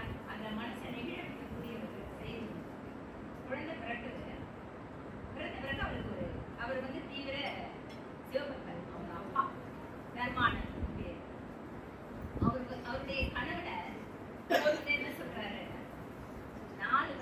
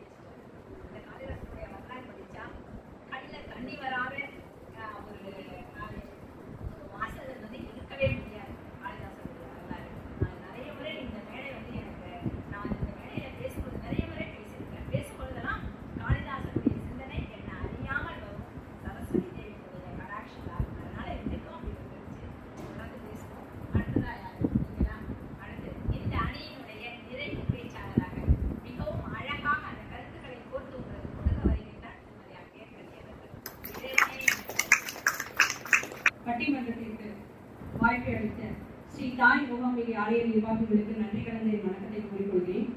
நடுவர் உள்ளிட்ட அவையை வணங்குகிறேன். நடுவர் அவர்களே, இந்த நிகழ்ச்சியை தொடங்குவதற்கு முன்னாடி நீங்க என்ன பாடல் பாடி தொடங்குவீங்க? நீங்க எப்பவுமே ஞாபகம் சக்தி உள்ளவங்க தான். தலைப்பை விட்டு நீங்க படிக்கணும்னு பயந்துட்டு எங்களுக்கு வாய்ப்பு கொடுத்துருக்கீங்க. விநாயகர் துதியை அவங்க பாடிதான் நிகழ்ச்சியை தொடங்கினாங்க. எந்த ஒரு நிகழ்ச்சியையும் நம்ம தொடங்குவதற்கு முன்பு என்ன செய்வோம் அப்படின்னா, விநாயகரை வணங்கி விட்டுதான் அந்த நிகழ்ச்சியை நம்ம தொடங்குவோம் இல்லையா? இறைவனை வணங்கி விட்டுதான் நம்ம செல்வோம் இல்லைங்களா? நம்ம வீட்டுல நடக்கிற சின்ன நிகழ்ச்சியாக இருந்தாலும் சரி, பெரிய நிகழ்ச்சியாக இருந்தாலும் சரி, ஒரு மஞ்சள் பிள்ளையாரை பிடிச்சு வச்சு அவருக்கு பூஜை பண்ணிட்டு அடுத்த நிகழ்ச்சியே போகும்.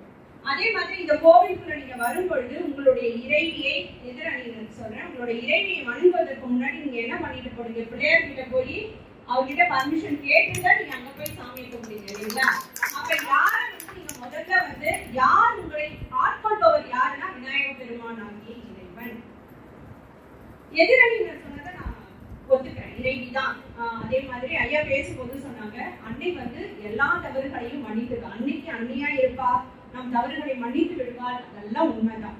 ஆனால் அதையும் தாண்டி அம்மையப்பன் ஒருவன் இருக்கிறானே, அம்மையும் ஆகிய அப்பனவன், அவன் அந்த இறைவன் தாயோட அன்பை கொடுப்பான், தந்தையோட கண்டிப்பை கொடுப்பான், புரிய வைக்கின்ற மனப்பாங்கை கொடுப்பான். அப்படிப்பட்ட இறைவன் தான் அடியவர்களை எளிதில் ஆட்கொள்பவன்.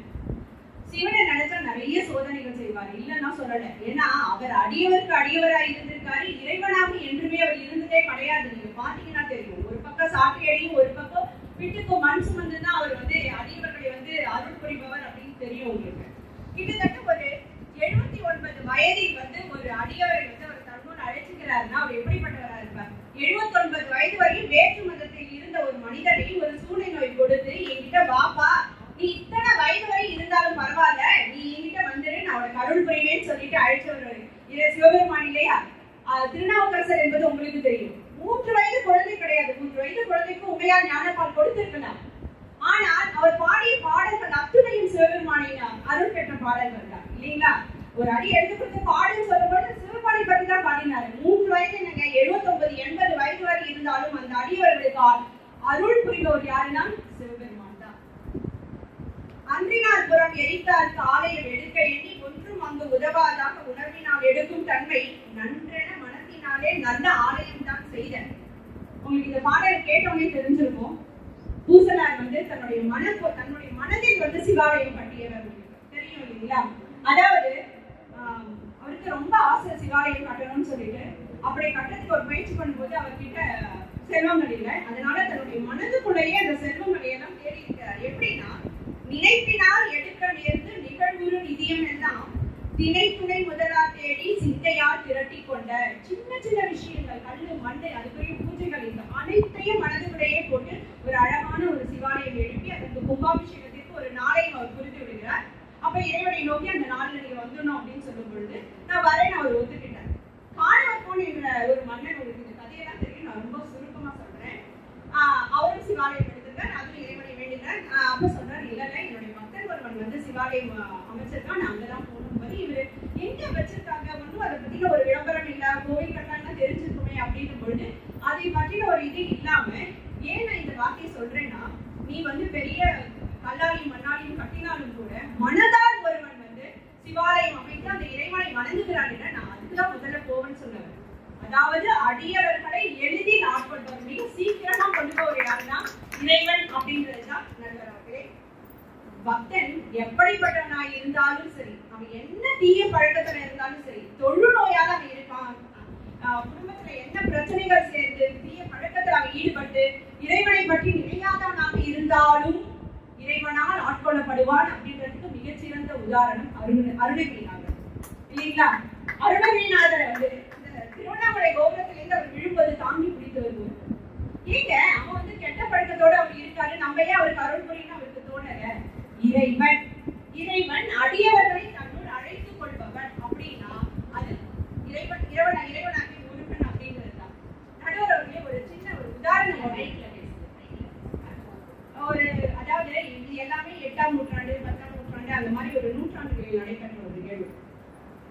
கிட்டத்தட்ட 1790களில் ஒருவர் பிறக்கிறார். ஒரு மரகதவள்ளி அப்படின்றவங்க மயிலாப்பூர்ல பிறக்கிறாங்க. அவங்களுக்கு சிறு வயதிலேருந்தே பேச்சு சரியா வராது. ஒரு 12 வயதுல அவங்களுக்கு ஒரு கனவு வருது. பாலியல் விவாகம் நடக்குது. அப்போ ஒரு கனவு வருது அவங்களுக்கு. அப்போ கனவுல ஒரு சின்ன பாடகன் அவங்களை எழுப்பி அவங்களோட நாட்டில் சரவண பவ அப்படின்னு சொல்லி எழுதிட்டு போயிடுறாரு. அப்படி எழுதின பிறகு அந்த பெண் குழந்தை பள்ளிக்கு செல்லாத குழந்தை. நல்லா ஞாபகம் வச்சுக்கணும், பள்ளிக்கு செல்லவில்லை அந்த குழந்தை. ஆனா மறுநாள்லேருந்து அவங்க அத்தனை கவிதைகளும் பாடல்களும் முருகன் பிள்ளை. ஏற்கனவே அவங்க பாட்டி திருத்தணி முருகன் மீது அவ்வளவு பக்தி கொண்டவங்க. அதனால ஆட்டோமேட்டிக்கா அவங்களுக்கு வந்துருச்சு. அத்தனை பாடல்கள் எழுதுறாங்க. எல்லாருமே ரொம்ப ஆச்சரியப்பட்டு போயிட்டாங்களா, என்ன இப்படி எழுதுறாங்க அப்படின்னு சொல்லிட்டு. இப்படியே வளர்ந்து வரும்போது அவங்களுக்கு ஒரு 4-5 குழந்தைகள். எப்ப பார்த்தாலும் முருகனுடைய பாடல்கள். குழந்தைக்கு பால் கூட கொடுக்காம பாடல்களை பாடிக்கொண்டு இருக்கும் பொழுது அவங்க மாமியார் சொல்றாங்க, இனிமேல் நீங்க முருகனை பத்தி பாடக்கூடாது, நீ எழுதின பாட்டெல்லாம் தூக்கி ஒரு ட்ரம்ல போட்டு மூடி வச்சிருந்தாங்க. அப்படி மூடி வைக்கும் பொழுது அவங்க அதுல இருந்து சத்தியபிரமாணம் கொடுத்ததால அந்த பாடல்களை பாடல. அவங்க மாமியார் இறந்து போயிடுறாங்க. அதுக்கப்புறம் நீ இவ்வளவு அழகா பாடுறியே, நீ பாடு அப்படின்னு சொல்லிட்டு அவங்கள பாட வைக்கிறாங்க. டிஎம்எஸ் உங்களுக்கு தெரியுங்களா? டிஎம் சௌந்தரராஜன் அவர் பழனிக்கு போறாரு நடுவர்களே. அப்படி போகும்பொழுது ஒரு சிறுவன் ஒரு பாடலை பாடிக்கொண்டிருக்கிறார். அந்த பாடலை கேட்டோடனே அவருக்கு ரொம்ப ஆர்வம். இந்த பாடலை யாருப்பா எழுதாது, யார் உனக்கு சொல்லிக் கொடுத்தா அப்படின்னு. ஒரு பாட்டி சொல்லி கொடுத்தாங்க, அவங்க பாடுவாங்க, அவங்க கிட்ட நான் கத்துக்கிட்டேன் அப்படின்னு அந்த பையன் சொல்றாங்க. இவரும் மற்ற மேடைகள் எல்லாம் பாடுறாரு, எல்லார்கிட்டையும் கேட்கிறாரு. ஆனா அவங்க யாருன்னு தெரியல. அப்படி அவங்க காளிகம்ப கோவில்ல அந்த கல்வெட்டுல கண்டுபிடிக்கிறாரு. அந்த பாடலை எழுதியவர் ஆண்டவன் பிச்சை என்கின்ற மரகதவள்ளி அப்படின்னு சொல்லிட்டு. அந்த பாடல் என்னன்னா, உள்ள முருகதையான் டிஎம்எஸ் குரல்ல நம்ம கேட்டு நாமளே முழுகி போயிருக்கோம் இல்லைங்களா? அப்படிப்பட்ட அந்த பாடலை எழுதியவர் ஆண்டவன் பிச்சை என்கிற மரகதவள்ளி நடுவர்களே. அதை நம் சமகாலத்தில் வாழ்ந்தோம். அந்த ஆண்டவன் பிச்சை என்ற அந்த பேரை கொடுத்தது யாரு தெரியுமா? காஞ்சி மகாபெரியவர். அதாவது தண்டபாணி தெய்வமே அவருக்கு நேரடியா காட்சி அளித்தது அந்த மரகதவள்ளி அம்மாவுக்கு. அவங்களும் ஒரு பெண் சித்தராக வாழ்ந்து, மிகச்சிறந்த அடியவராக வாழ்ந்து, முருகனுடைய அடியவராக வாழ்ந்து விட்டு சென்றவர். இப்படி நிறைய பேரை சொல்லிட்டே போலாம். நடுவர்களே, திருப்பதி பெருமாள் உங்களுக்கு தெரியும் இல்லைங்களா? எத்தனை ஆண்டுகள், கோடிக்கணக்கான ஆண்டுகளாக இருந்தாலும் சரி, எத்தனை அடியார்களை இன்னைக்கு வரவழைச்சிட்டு இருக்காரு. ஏன்? அவருடைய அருள் அவங்களுக்கு கிடைக்குது. மிகப்பெரிய பணக்கார சாமி அவர் இருக்காரு இல்லைங்களா? நீங்க அருளை கொடுத்த உடனே அவங்க கொண்டு கொட்டுறாங்க. அப்படிப்பட்ட அருள் கொடுக்கின்ற தெய்வம் திருப்பதி பெருமாள் என்கிற இறைவன் என்பதை கூறி அற்புதமான இந்த வாய்ப்பை அளித்ததற்கு நன்றி கூறி விடைபெறுகிறேன். நன்றி.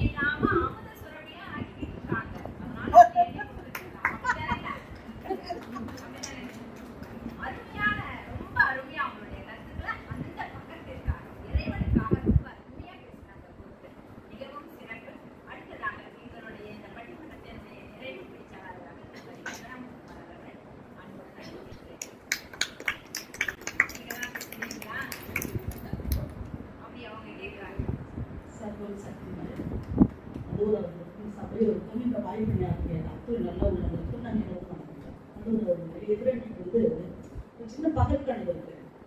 என்னன்னா, இறைவன் சொல்லிட்டா நாளையில இருந்து அந்த கணவன்மார்கள்லாம் இம்ப்ரெஸ் ஆகி காவிரி நடக்காது. சிதம்பரம் ஆட்சியா இருந்தாலும் சரி, மதுரை ஆட்சியா இருந்தாலும் காஃபி நம்ம தான் போடணும்.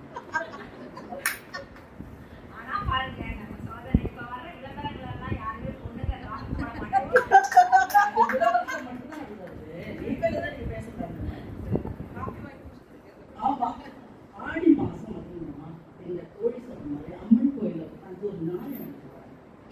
அதாவதுங்க, அப்பா அப்படிங்கிறது கொஞ்சம் கண்டிப்பானது தான், இல்லைன்னு சொல்ல. ஆனா அவர் எப்படி தெரியுங்களா, அன்பை காட்டிட்டோம்னா கொஞ்சம் பசங்க கொஞ்சம் அதிகாரம் ஆயிடுவாங்களோட பயம் அவருக்கு கண்டிப்பா இருக்கும். ஆனா அப்படி கிடையாது, அம்மா அப்படி கிடையாது. ஒரு சின்ன கதை சொல்றேன் பாருங்க. ஒரு பையன் மழை நினைச்சிட்டு வரான். உள்ள வரும்போது அவங்க அப்பா பாப்பாரு, என்ன சொல்லுவாரு? அறிவு கடை அந்த மழை நினைச்சு பையன் நிறைய புக்கெல்லாம் என்ன பண்றது அப்படின்னு கேட்பாரு. என் தோழி சொன்னாங்க. அதுவே அம்மா என்ன சொல்லுவாங்க? ஏண்டா ஓடி வந்து பையன் கல் வச்சுனா நடந்துருக்காருல்ல. அம்மா ஒரு அன்பை எப்படி காட்டணுங்கிறது அம்மாவுக்கு தான் தெரியும். அதே மாதிரிதான் பக்தர்களையும் ஆட்கொள்றது யாருன்னா இறைவன், இறைவிதான். இறைவன் என்ன செய்வாங்க? இப்போ வந்து இறைவிக்கு வரும். இறைவன் வந்து எப்படி தெரியுங்களா, தவமா தவம் இருக்க வச்சு நொந்து நூலாகணும் அருள். ஆனா இறைவி அப்படி இல்லை, தாயே அப்படின்னு சொல்றதுக்கு முன்னாடியே ஓடி இருப்பாங்க. அதுதான் இறைவி. நாங்கள் அதுதான் சொல்றோம். அதுதான் இறைவன் வந்து தரமாட்டான்னு நாங்கள் சொல்றோம். எளிதில் ஆட்கொள்ளக்கூடியவர் யாரு? இப்ப அவங்க சொன்னாங்க இல்லையா, ஞானசம்பந்தர். அவருக்கு முதல்ல ஆட்கொண்டவங்க யாருன்னு இறைவி தானே. அவங்க பால் கொடுத்ததுக்கு அப்புறம் தான் அவர் பாட்டே பாடினாரு. அதான் நம்ம சொல்லணும். கடைசியில யார் இருந்தாங்கன்னு இல்லை, முதல்ல யார் இருந்தாங்கன்னு. அதே மாதிரி நடுவர்களே எதிரி சொன்ன மாதிரி திருநாவுக்கரசர் இல்ல விஸ்வாமித்திரருக்கு நல்லா தெரியும். அவர் எவ்வளவு மிகப்பெரிய கடுங்காவு கொடுத்தாரு தெரியல. அவர் இறைவனை அடையாளத்துக்கு அவ்வளவு பெரிய ராஜா அவர். ஆனா அவர் இறைவனை அடைவதற்கு மிக மிக நீண்ட கால தவம் இருந்தார். அதே மாதிரி இப்போ இன்னொருத்தர் சொல்றேன், ஏன்னா நேரம் இல்லாத பிள்ளைத்தமிழ் பாடினார் குமரகுருபரர். அவர் ஒரு சமயம் என்ன பண்ணாரு, மதுரை மீனாட்சி கோயிலா வந்துட்டு இருந்தார். அப்ப மீனாட்சி அம்மையை பார்த்துட்டு ரொம்ப ஆசைப்பட்டு குழந்தையா மாறிட்டு பாடுறதுதான் பிள்ளை தமிழ். அப்ப என்ன பண்றாங்க, மீனாட்சி அம்மா குழந்தையாவே மாறி அவருக்கு தன்னுடைய கழுத்தத்துல மாலையை அணிந்ததாக இந்து புராணங்கள் சொல்றது. இன்னும் அந்த கோயில்னா அந்த கோயில்னா இருக்கு. அதே மாதிரிதான் நீலகண்ட தீட்சிதர் ஒருத்தர் இருக்காரு. அவர் வந்து மதுரை மீனாட்சி கோயில மிகுந்த பக்தி மனதை விளங்கியவர். அங்க பிரசங்கம் பண்ணிட்டு இருந்தாரு, கோயில்ல அம்மனை பத்தி பிரசங்கம் பண்ணிட்டு இருந்தாரு. எல்லாரும் சந்தோஷப்பட்டு இருந்தாங்க. அப்ப என்ன பண்ணார் திருமணி நாயக்கர், அவர் பார்த்து அவர் மேல இம்ப்ரெஸ் ஆகி தன்னுடைய மந்திரியாக ஆக்கி பண்ணார். அப்ப மந்திரியா ஆக்கி இருக்கும்போது அவருக்கு சகலமும் தெரியும். ஏன்னா அம்பாள் மேல அவ்வளவு அதீத பக்தி இருந்தது. ஒரு சமயம் என்ன பண்ணாரு, அங்க வந்து சுந்தரமூர்த்திங்கிற ஒரு கல் அவர் சிற்பி, அந்த சிற்பி என்ன பண்ணாரு, திருமணி நாயக்கருடைய மனைவியோட சிலையை வடிக்கிறதுக்கு ஆரம்பிச்சார். யார் முன்னாடி இருக்குன்னா இவரும் முன்னாடி இருந்தான், இந்த நீலகண்ட தீட்சிதர் முன்னாடி இருந்தான். அப்ப என்ன பண்ணிட்டு ஒரு அந்த தொடை கிட்ட வரும்போது அந்த இடத்துல வந்து ஒரு பல்ல விழுந்துட்டே இருக்கு. பல்ல விழுந்துட்டே இருக்கும் போது அவர் என்ன சொல்றாரு, கண்ணை மூடி ஞானகிருஷ்ணர் பாக்குறாரு. நீலகண்ட தீட்சிதர் அங்க ஒரு மச்சம் இருக்கு அவங்களுக்கு. அவர் என்ன சொல்றாரு, சரி விட்டு நீ அதை செய்யாதுன்னு சொல்றாரு. இதை கேள்விப்பட்டு நாயக்கர் என்ன பண்றாருன்னா ரொம்ப கோபப்படுறாரு. அவருடைய மனைவியோட எங்க யாருமே பார்க்க முடியாத ஒரு இடத்துல மச்சத்தை எப்படி தெரிஞ்சு ரொம்ப கோபப்படுறாரு. இதை கேள்விப்பட்ட டீச்சர் என்ன செய்யறாரு, அம்பாளுக்கு முன்னாடி கற்பூரம் காமிச்சிருக்காரு. தன் மேல ஒரு பழி வந்துருச்சுன்னு சொல்லிட்டு கல்ல என்ன செஞ்சாரு, அந்த கற்பூரத்தை வச்சு கண்ணை கூடாக்கிறாரு. கூடாக்கிட்ட போது சரி கண்ணை கூடாக்கி கொடுக்கிறார். அப்ப என்ன பண்றாங்க, இத உண்மை தெரிஞ்சு ராஜா ஓடி வராது. நான் பெரிய தப்பு பண்ணிட்டேனே, என்ன பண்றது, இந்த மன்னிச்சு. அப்பதான் அவரு ஆனந்த சாகர ஸ்தலம் அப்படிங்கிற 107 ஸ்லோகத்தை அம்பாள் மேல பாடுறாரு. அப்படி பாடும்போது அம்பாலே காட்சி கொடுத்து அவர் கண்ணை சரிபட்டுனா வளராடு உண்டு. இன்னைக்கும் அங்க இருக்க போய் பார்க்கலாம், எல்லாருமே பார்க்கலாம் சான்றுகள். அதே மாதிரி ஒரு மிகப்பெரிய ஒரு உதாரணம் சொல்றேன். அது ரொம்ப யாரும் கேள்விப்பட்டிருப்பீங்க, திருக்கல்காவூர் தெரியுமா உங்களுக்கு? அது பெண்மையின் மிகச்சிறந்த கோயில் இல்லையா, ஒரு தாய்மைக்கான மிக உன்னதமான கோயில். அது என்னன்னா, அந்த கோயில் எதுக்கு அந்த பெயர் பெற்றதுன்னா தஞ்சாவூர் பக்கத்துல இருக்கு.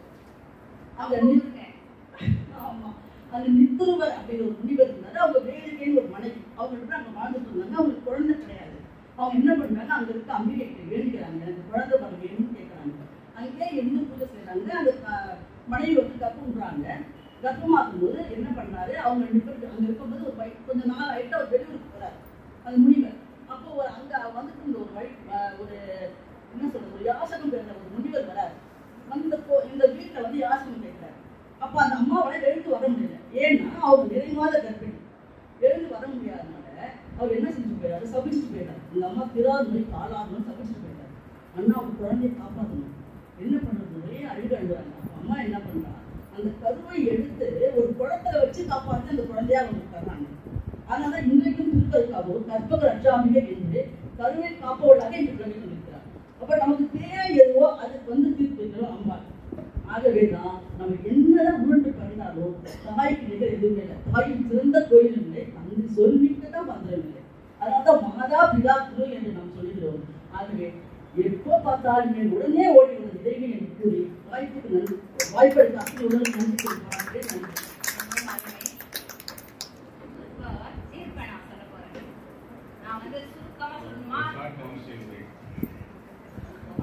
ஆலய சார்பாக ஜட்ஜ்மெண்ட் கொடுத்தா எல்லாரும் கலந்துடுவீங்க, எல்லாரும் முன்னிலையுமே அவங்க பாராட்டியணும். ஆலய சார்பாக சிரமத்திலிருந்து சிரமம் பார்க்காமல் வந்திருக்கும் எங்களுடைய நிர்வாக ராகவன் சார் அவர்கள், நடுவர் அவர்களுக்கு இனியா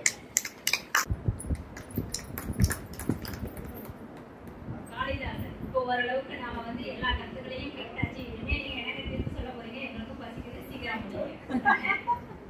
நான் ஒரு 10 நிமிடத்துக்குள்ள முடிச்சேன். ஏன்னா இது சொன்னா பேசினா நமக்கு ஒரு மகிழ்ச்சியா இருக்கு, நமக்கு ஒரு நிறைவா இருக்கு. மகிழ்ச்சிங்கிறத விட ஒரு நிறைவா இருக்கு. இப்ப காளிதாசர்லேருந்து வரேன். காளிதாசருக்கு வந்து ஒரு இக்கட்டான சூழ்நிலை. அவருடைய கவிதையை வந்து பரிசோதனை செய்யறாங்க. அவர் சிறப்பான புலவரா அப்படின்னு ஒரு அவையில். அப்போ நம்ம படிச்சிருப்போம், வரலாறுலாம் படிச்சிருப்போம், தண்டி எல்லாம் படிச்சிருப்போம். அவருக்கு சமகாலத்துல ரொம்ப சிறந்த புலவர். அப்ப அவரை விட ரொம்ப சிறப்பா கவிதை எழுதினவங்க அப்படின்னு சொல்லி யாரு வாக்கு கொடுத்தா அப்படின்னா சரஸ்வதி. தண்டியுடைய கவிதை ரொம்ப அருமையா இருக்கு, போஜராஜனுடைய கவிதை அருமையா இருக்கு அப்படின்னு சொல்லி 3 பேருடைய கவிதைகளை தேர்ந்தெடுக்கிற பொறுப்பை தேவி கிட்ட கொடுக்குறாங்க. சரஸ்வதி தேவி சொல்றாங்க. இப்போ காளிதாசருக்கு அழுக வரும். ஏன்னா காளியை பார்த்து பார்த்து வளர்க்கணும். இப்போ அவருக்கு அழகாரு. அவரை ஏன் என்ன தேர்ந்தெடுக்கல, என்னுடைய கவிதையை வந்து அவர் ஏன் தேர்ந்தெடுக்கல, என்ன சிறந்த புலவன் ஏன் சொல்லல அப்படின்னு அவர் கேட்கிறாரு. அப்போ காளிதேவி சொன்னாங்க, அகம் அப்படின்னு சொல்லி சொல்லுவாங்க.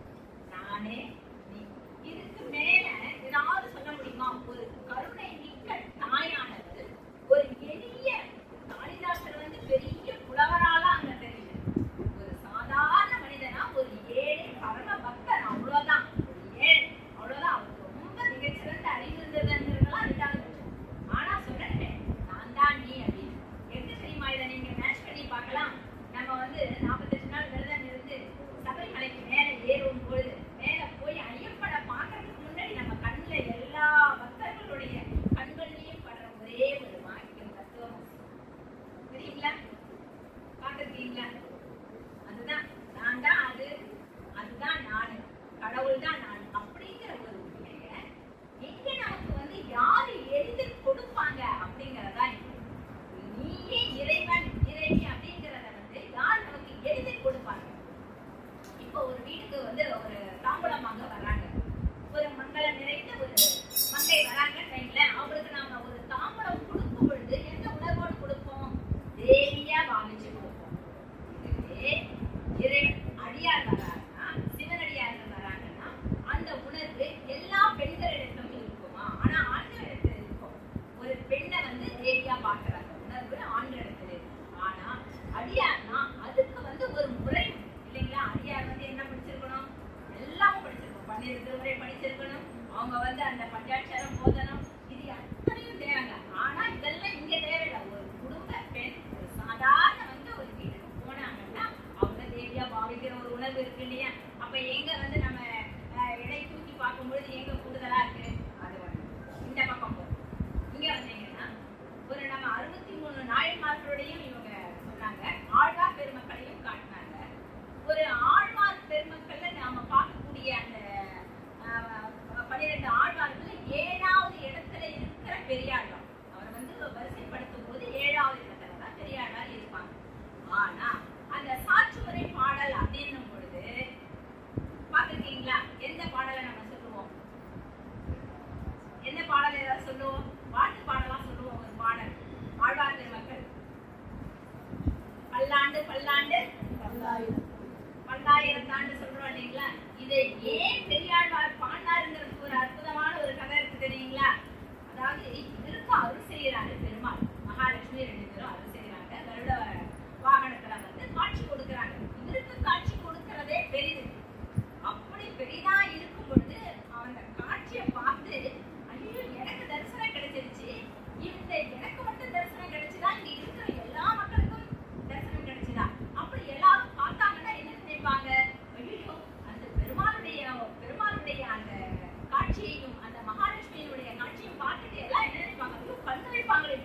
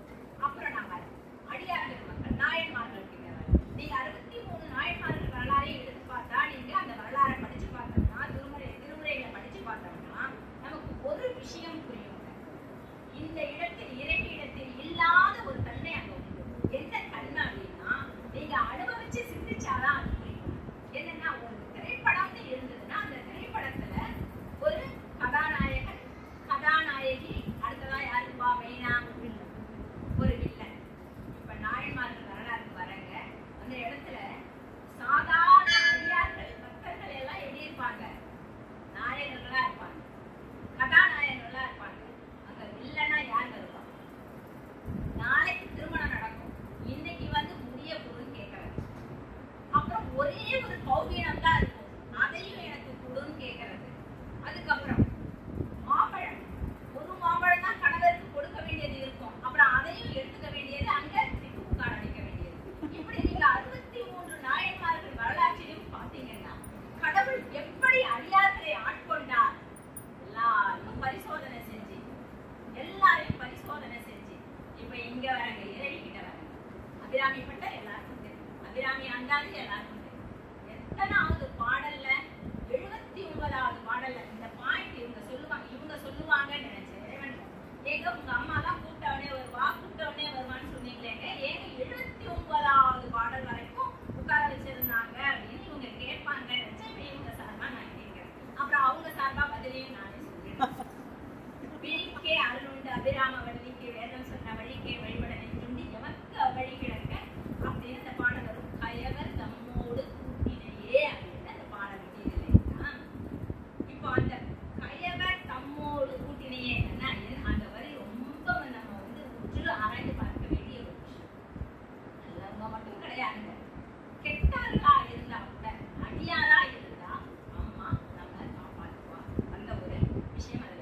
இப்ப ஏன் 79வது பாடல் வரைக்கும் அம்மா வந்து காத்து வச்சாங்க, அவளுக்கு ரொம்ப பிடிச்சுதான். அபிராமிப்பட்ட பாட பாட பாட இன்னும் பாடட்டும், இன்னும் பாடட்டும், இன்னும் பாடட்டும். 50வது பாடல்ல அவர் பாடுவார், அப்பவே கரைஞ்சு போயிடுவாளாம் அம்மா. என்ன பாடல்? நாயகி நான்முகி நாராயணி கை நலிந்த பஞ்ச சாயகி சாம்பகி சந்தரி சாமலை சாதி நச்சு வாயகி மாலினி வாராகி சூரியனி மாதங்கி என்று ஆயிரத்தி ஆறுமுறையா சரணம் அரசனவர்களே. அந்த 50வது பாடலை பாடின பொழுது அவங்க முழுசா கரைஞ்சி அவர் கூட பட்டர் கூட சேர்ந்து போயிடுவாங்க, கரைஞ்சு போயிடுவாங்க. இருந்தா கூட அதையும் தாண்டி தன்னுடைய அடிகள் இன்னும் என்னென்னலாம் பாடுறான்னு அன்னை காத்திருந்தார் அப்படிங்கிறது. இன்னொன்னு, ரொம்ப ஒரு ஏழ்மை நிலையில இருக்கிற ஒரு கிழத்திக்கு உதவி செய்யணும் யாரு? நம்மளுடைய ஆதிசன். ஒண்ணுமே இல்லை, அவரு ஒரு பாடல் பாடுறார். அந்த ஓட்டை வைத்துக் கொண்டு தங்க நெல்லிக்கனிகள் கொட்டுதுங்க. கனகதாரா ஒரு சிறுவன் தான், பாலகன், சன்னியாசி பாடுறாரு. எதுக்காக மனநெருங்கி பண்ணணும்? இதுவும் ஒரு ஏழை கிழத்தி வீட்டுல பசியோட ஒண்ணுமே இல்லாம பரம ஏழையா இருக்காலே, அவருக்கு உதவி செய்யணும். உடனே அம்மா பார்த்தாளா, அவ என்னென்னலாம் முன் ஜென்மத்துல செஞ்சா, சரி இப்ப கொடுத்தா அடுத்த ஜென்மத்துக்கு அவ வந்து நல்லவளா இருப்பாளா, வீடு பேரு பெறுவாளா? அதெல்லாம் கிடையாது. ஒரே ஒரு விஷயங்க, இறைவன் வீடு பேச்சை கொடுப்பவர். இறைவி அந்த நேரத்துல உடனே அழறமா, உடனே கண்ணுல தூசு இருக்கா இல்ல கவலையில அழறோம், அதை பாக்குறவதான் அன்னை. இதெல்லாம் விட நம்ம வந்து பக்தி உணர்வோட இருக்கிற நமக்கு வந்து ஒரு நல்ல செய்தியை நான் வந்து சொல்லணும், பகிர்ந்து கொள்ளணும்னு எனக்கு எப்ப இந்த மேடை கிடைக்கும்னு நினைச்சேன். நிறைவாக நான் அதை சொல்றேன். கர்நாடகத்துல ஒருத்தர் இருக்காரு, அவர் நல்ல சிவபக்தர்.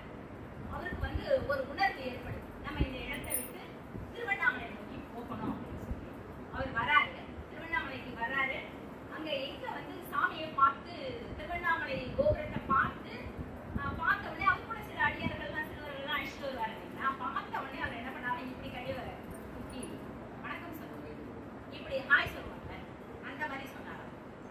சொன்ன உடனே அங்க இருக்கிற நம்மளுடைய திருவண்ணாமலையில இருக்கிற பக்தர்கள்லாம் எப்படிப்பட்ட பக்தர்கள்? இப்பதான் நான் பேசுறது உங்க காதல விழுது. என்ன சில நேரங்கள்ல வந்துங்க மியூட் பண்ணிட்டே நம்ம டிவியை தான் பாக்குறவங்க, ஏதோ ஒண்ணு ஓடட்டும், அது பாட்டுக்கு அசைட்டோம் அப்படின்னு அந்த மாதிரி இருக்கும். என்னன்னாங்க, அது எதுக்கு சொல்ல வரேன்னா, பக்திங்கிறதுல வந்து இறைவனை நாம தேடி போக போக போக இறைவி தன்னாலே பின்னாடி வருவா அப்படிங்கிற சொல்றதுக்காக தான் இது. அதுல என்ன, அதுல ஒரு விசேஷம் என்னன்னா, அவர் ஒரு மொழி தெரியாதவர் தாயினுடைய இறைவனுடைய அருளை பெற்று இறைவனுடைய அருளையும் பெற்று அவர் தமிழ்ல நிறைய கவிதைகள் பாடுறார். கவிதையாலேயே அவர் பாடுற பாக்களாலே எல்லா வரங்களையும் அவர் வந்து எல்லாருக்கும் வாங்கி கொடுக்கிறார். அப்படி என்னென்னலாம் வாங்கி கொடுத்தாரு அப்படின்னா, அவர் வராரு, அவருடைய குருவா ஒருத்தரை பாடிக்கிறார். நீங்க எல்லாரும் கேட்டிருக்கீங்க, குகை நமச்சிவாயம்னு கேள்விப்பட்டிருக்கீங்களா? குகை நமச்சிவாய சுவாமி நிஜமா நம்ம அவங்களெல்லாம் படிச்சோம்னா நாமெல்லாம் பக்தி உணர்வை பத்தி பேசுறதுக்கு இன்னும் நிறைய நாம அச்சுவடிய படிச்சுட்டு தான் நாம அதுக்கப்புறம் நாம இதை பத்தி எல்லாம் பேசணுங்கிற ஒரு உணர்வு வரும். குகை நமச்சிவாயத்துக்கு இவர் வந்து பாக்குறாரு, அவர் குருமா இருக்கிறாரு. இவர் ஒரே ஒரு விஷயம் அவர் என்ன சொல்றாரு, கூடவே இருக்கிறாங்க, தன்னுடைய சிஷியனை அவர் சோதிச்சு பார்க்கணும்னு நினைக்கிறாரு. அப்படி நினைக்கும் போது அவர் என்ன சொல்றாரு, ஒரு நாள் தான் சாப்பிட்ட அந்த உணவை வாந்தியா எடுக்கிறாரு. எடுத்துட்டு இதை காலடி படாத இடத்துல கொண்டு போய் போட்டுட்டுவான்னு சொல்றாரு. இந்த சிஷியன் என்ன பண்றாரு, எடுத்துட்டு போறாரு. எடுத்துட்டு போகும் பொழுது எங்க காலடி படாத இடம் வராரு. அவர் ஒரு வேலையை முடிச்சுட்டு வராரு. காலடி படாத இடத்துல போட்டியா அப்படின்னு கேட்கிறாரு. ஆமா, தக்க இடத்தில் வைத்தேன்னு சொல்றாரு. இப்போ குருவுக்கு அந்த குகை நமச்சிவாயத்துக்கு புரியுது இவருக்கு என்ன பண்ணிட்டு வந்தாருன்னா, காலடி படாத இடம் அவருடைய வயிறு மட்டும்தான். தன்னுடைய குரு கொடுத்த அந்த வாந்தியை அவர் என்ன பண்றாரு, தனக்குள்ள அனுபவிக்கிறார். இது ஒரு விஷயம். அப்ப குரு மேல இருக்கிற பக்தி, எதனால குரு மேல பக்தி, இறைவன் தன்னை காப்பாற்றுவான், இறை தன்மை தனக்குள் இருக்குங்கிற உணர்வு. இதுக்கப்புறம் அவர் என்ன பண்றாரு, அந்த இடத்தை விட்டு வேற ஒரு இடத்துக்கு போக சொல்றாரு. நீயே குருவுடைய தன்மையை அடைஞ்சிட்ட. இந்த குகை நமச்சிவாயம் என்ன நாமம் சூட்டுகிறார் தன்னுடைய சிஷியனுக்கு, குரு நமச்சிவாயம் தன்னுடைய பெயரையே குருவாக்கி அவர் அனுப்புறாரு. எங்க அனுப்புறாரு தெரியுங்களா? தில்லைக்கு அனுப்புறாரு. தில்லைக்கு அனுப்புறாரு. அங்க தில்லையில அவரு இருக்கிற இடம் சிவகங்கையில இருக்கிறார். தில்லைக்கு அங்க நிறைய காரியங்களை நிறைய செயல்களை, அதாவது மாற்று கருத்தாக நடத்துகின்ற நிறைய செயல்களை அவர் மாற்றிட்டு கடைசியா எங்க வர, நான் ஒரு இடத்துக்கு வரேன், உங்களை அங்க கூட்டிட்டு போறேன். கடைசியா எங்க போறாரு, விருதாச்சலம் போறாரு. இப்போ இவர் இவ்வளவு தூரம் எங்கேருந்து வராருன்னு சொல்றேன், கர்நாடகால இருந்து வராரு இல்லையா? பசிக்குதா அவருக்கு ரொம்ப, நடுவுலாம் பயணப்பட்டுதானே வர. இப்ப இந்த பசிக்கும் பொழுதெல்லாம் அவருக்கு உணவு, சாதாரண மனிதன் தானே, பசிக்கும் பொழுதெல்லாம் உணவு வேணும். அப்ப போய் ஆனா இவரு வர்றதோ இறைவனுடைய திருவடியை பிடிச்சுக்கிட்டு இறைவனை சிந்திச்சுக்கிட்டு இறைவனை பார்க்கணும்னு வராருங்க. ஆனா பசிக்கும் பொழுதெல்லாம் யாரை அழைக்கின்றார்? அதுதான் ஒரு பாடல் இருக்கு, அருமையான பாடல் இருக்கு. அவர் என்ன பண்ணுவாரா, அம்மாவை கூட்டுவாரா, அண்ணாமலையார் அகத்துக்கு இணையாலே உண்ணாமுலையே உமையாலே நன்னா நினைந்தோறும் போற்றி செயலின் அடிய உண்ண மனைதோறும் சோறு கொண்டு வா, ஒவ்வொரு இடத்துலையும் எனக்கு சோறு கொண்டு வா, கூழ் கொண்டு வா, பழம் கொண்டு வா அப்படின்னு சொல்லுவாங்க. உடனே இந்த அம்மா என்ன பண்ணுவாங்களாங்க, எந்த நிலைமையில இருக்காங்களோ அப்படியே தன்னுடைய உடையை சரி செய்து கொண்டு, எந்த தங்க தாம்பாளத்துல நிவேதனம் பண்ணியிருந்தா தங்க தாம்பாளத்துல, இதெல்லாம் உண்மையா நடந்தது. தங்க தாம்பாளத்துல இருந்தா தங்க தாம்பாளத்துல எடுத்துட்டு வருவாங்களாம். வெள்ளி தாம்பாளத்துல நிவேதனம் இருந்தா அப்படியே கொண்டு வந்து கொடுப்பாங்களாம். யாருக்கு? இந்த குரு நமச்சிவாயத்துக்கு. அப்போ மத்தவங்க எல்லாம் இது எப்படி இது சாத்தியப்படுது, எல்லாரும் அவர் ரொம்ப இவர் ஏதாவது மாய மந்திரம் தந்திரம் பண்றாரோ அப்படின்னு எல்லாருக்குமே சந்தேகம் இருக்குமா? ஒவ்வொரு முறையும் அவரை சோதிச்சு பார்க்கும்போது இறைவன் அந்த சோதனைகள் எல்லாவற்றையும் அவருக்கு சாதனையாக காட்டினார் அப்படின்னு அந்த வரலாறு பெரிய கதை. கடைசியா இந்த மாதிரி ஒவ்வொரு தடவையும் மனையாலே அகத்துக்கு இனியாலே சாப்பாடு கொண்டு வா அப்படின்னு சொல்லும்போது, ஒரு நாள் விருதாச்சலத்துல இருக்கும் பொழுது, எங்க விருதையில நம்மளுடைய விருதீஸ்வரர் ஆலயத்துல இருக்கும் பொழுது அவர் என்ன பண்ணிடுறாரு, ரொம்ப பசிக்கும் பொழுது நின்ற நிலை கிழத்தி மேனி முழு நீல கிழத்தி மலை கிழத்தி சோறு கொண்டு வான்னு ரொம்ப பசிச்சுதான் சொல்லிட்டாரு. உடனே இந்த அம்மா என்ன பண்றாங்களாங்க, தன்னுடைய உடைகளை எல்லாம் எப்பவும் வரும்பொழுது புடவையெல்லாம் நல்லா அழகா அணிஞ்சிட்டு வர்றவங்க தான் சிவகாமி அம்மா என்ன பண்ணாங்களா, அப்படியே அன்னைக்கு கையில தடியை எடுத்துட்டு ஊண்டிட்டே வந்தாங்க. ஏமா நீ சோறு கொண்டு வராம கையில தடி எடுத்து ஊண்டிட்டு வர அப்படின்னு கேட்டா, நீ தானே கிடத்தின்னு கூட்ட அப்படின்னு. உடனே அவர் மறுபடியும் அன்னையை இளமையாக பாடினார் என்று, இளமையா பாடின உடனே தங்க தாவாளத்துல அதுக்கு சர்க்கரை பொங்கலை அம்மா கொடுத்தாங்க. இது மாதிரி அருளை கொடுப்பதற்கு, வீடு கட்டி கொடுப்பதற்கு இறைவன் கேட்டவனே அறிவை வசிச்சா உடனே கொடுக்கறதுக்கு அம்மா. அப்படிதானங்களா? அப்படிதான் நம்ம வள்ளலார் இது வரைக்கும் நமக்கு எல்லாருக்கும் ஏன் சோறு போடுறாங்க, எதுக்கு? இந்த வயிறு இந்த வயிற்றுல இருக்கிற பசி அணையறதுக்கு அந்த அணைய அடுப்பு எப்படி தெரியுங்களா? அந்த பசியினுடைய கொடுமையை அவரு சின்ன வயசுல அனுபவிக்கிறார். அப்ப அனுபவிக்கும் போது அவருக்கு யாரு சாப்பாடு கொடுத்தாங்க? வடிவுடைய அம்மா, திருவொற்றியூர்ல எல்லாருக்கும் தெரியும்னு நினைக்கிறேன். அப்போ நைட்ல எல்லாம் சாப்பிடாம படுத்துக்குவாரு. அப்ப அப்ப அவங்க அண்ணி உருவத்துல வந்து வடிவுடைய அம்மா என்ன பண்ணுவாங்களா, சாப்பாடு கொடுத்துட்டு போயிடுவாங்க. காலையில எழுந்து அண்ணி காலையில சாப்பாடு நைட்டு இரவு 2 மணிக்கு 12 மணிக்கெல்லாம் எனக்கு உணவு கொடுத்தீங்கன்னு நான் வரவே இல்லையேன்னு. அந்த மாதிரி அன்னையானவள் பசித்த வயிறுக்கு அடியார்களுக்கு வெளியில் முதல்ல பசிதாங்க, அதுக்கப்புறம் தான் எல்லாம். அதுக்கப்புறம் உயிரை காப்பாற்றுறாங்க, பசிக்கு கொடுக்குறாங்க, குமரகுருவருக்கு மொழியை கொடுக்குறாங்க. நான் இப்படி பேசிட்டே போனா நீங்களாம் நான் தீர்ப்பு நான் இடம் வைக்க போறேன்னு சொல்லுங்க. குமரகுருவருக்கு இங்க தமிழ்நாட்டுல பிறந்தவர், எங்க போய் அவர் கஷ்டப்படுறாரு, காசியில போய் அந்த ராஜா கிட்ட அவர் கஷ்டப்படுறாரு. அவர்கிட்ட போய் அந்த மொழியில பேச முடியல, வடமொழியில பேச முடியல. ஒரே ராத்திரியில சகலகலாவல்லி மாலை பாடுறாரு, சரஸ்வதி எனக்கு நான் அவருடைய மொழியில பேசணும், எனக்கு அது தேவை நிறைய இருக்கு, அந்த தேவைகளை நிறைவேற்றணும், என்னை எல்லாரும் அசிங்கமா பாக்குறாங்க. ஒரு நாள் இரவுல அவருக்கு அந்த மோட்சத்தை கொடுக்குறாங்க. அடுத்து அருணகிரிநாதர் இவங்க சொன்னாங்க இல்லைங்களா, அருணகிரிநாதர் கிட்ட ஒரு பெரிய விஷயம் இருக்குங்க. என்னன்னா அருணகிரிநாதர் சும்மா சாதாரணமா வந்தாரு, அவரை முருகன் ஆட்கொண்டார். ஏன் ஆட்கொண்டார் அப்படின்னா, அண்ணாமலையார் ஆலயத்திலேயே அவங்க அம்மா வந்து காலங்காலமாக அவங்க அம்மா பாட்டி எல்லாருமே அங்க இருந்தாங்க, அவங்களுடைய பிராப்தம் அவருக்கு கிடைச்சது, அவரை காப்பாத்துறாங்க. இப்போ இவர் நல்ல பாட்டு எல்லாம் எழுதி புலவரா ஆயிட்டாரு. இந்த புலவரா ஆன பிறகு போட்டிக்கு ஒரு ஆள் வருவாங்கல்ல, சம்பந்தாண்டான்னு பேரு. இப்ப இந்த சம்பந்தாண்டானுக்கு எப்படியாவது முருகனுடைய அருளால அருணகிரிநாதர் வளர்றத தடுக்கணும். எப்படி தடுக்கிறது அப்படின்னா, அவன் வந்து காளி உபாசகன். நல்லா கவனிங்க, இந்த பக்கம் முருகன், அந்த பக்கம் காளி உபாசகன். காளியை வந்து அவர் எப்படி இவர் அழைச்சாலும் சம்பந்தாண்டான் அழைச்சாலும் அப்படியே காளி வந்து அப்படியே நிற்பாலாம், என்ன கேட்டாலும் கொடுக்குறது. அந்த காளி வந்து சத்த வழிபாட்டுல அவன் ரொம்ப சிறந்தவனா இருந்திருக்கான். இப்போ மன்னர் கிட்ட போறான், பிரபுட ராஜா கிட்ட போறான். போயிட்டு இங்க பாருங்க, அவர் ஏதோ மந்திரம் பண்ணிதான் முருகன் இருக்கிறாரு, முருகன் அருள் இருக்குன்னு அவர் போய் சொல்லிட்டு இருக்காரு அருணகிரிநாதர். ஆனா என்னுடைய காளி தான் உண்மையானவள் அப்படின்னு இவர் சொல்றாரு, சம்பந்தாண்டான் சொல்றாரு. உடனே ராஜாவுக்கு ஒரு ஆசை, 2 பக்கமும் சண்டை போட்டா 2 பேரையும் கூப்பிட்டு நம்ம வந்து பேச வைப்போம், 2 பேரையும் பாட வைப்போம். நீ காளியை கூப்பிட்டு வா, நீ முருகனை கூப்பிட்டு வா, நம்ம 2 பேரையும் ஒரே ஆலயத்துல உட்கார வச்சு பாக்கலாம் அப்படின்னு அவரு உடனே ஏற்பாடெல்லாம் பண்றாரு. யாருடைய பாடலுக்கு இந்த தெய்வம் வருகின்றது அப்படின்னு பார்க்கலாம் அப்படின்னு சொல்லி அழகான தீர்ப்பை நோக்கி போயிட்டு இருக்கோம். இப்போ அருணகிரிநாதர் பாடுறாரு. பாடின உடனே முருகப்பெருமான் காட்சி கொடுக்கிறார். முருகப்பெருமான் இன்னைக்கும் வந்து அந்த இடம் கம்பனார் அப்படிங்கிற திருவண்ணாமலையில அந்த மண்டபத்துல, ஆயிரங்கால் மண்டபத்துல அந்த இடம் இருக்கு. முருகப்பெருமான் காட்சி கொடுத்து அத்துணை பேரும் பார்த்து ரசித்து பேரருளை பெற்று அந்த இடம் இருக்கு. முருகப்பெருமான் இருக்கிறத ஒத்துக்கிட்டாங்க. இப்ப காளி உபாசகருக்காரங்க சம்பந்தான பொய் சொல்றான். எப்படி அவனை பொய் சொல்றான்? ஏன்னா அவன் தினம் காளியை பார்த்தவன், ஆனா அன்னைக்கு காளியை பார்க்க முடியல. ஏன் பார்க்க முடியல அப்படின்னா, நாம தீர்ப்பு நோக்கி போய்கிடுவோம். ஏன் காளியை பார்க்க முடியலன்னா, முருகப்பெருமான் சொன்னாராம் காளி கிட்ட, அம்மா அம்மா என்னுடைய பக்தன் வந்து உண்மையான பக்தன், அவன் நல்லதுக்காகவே பாட்டு பாடிட்டு இருக்காரு, நல்லதே செஞ்சுட்டு இருக்காரு, நல்லவரா மாறிட்டாரு.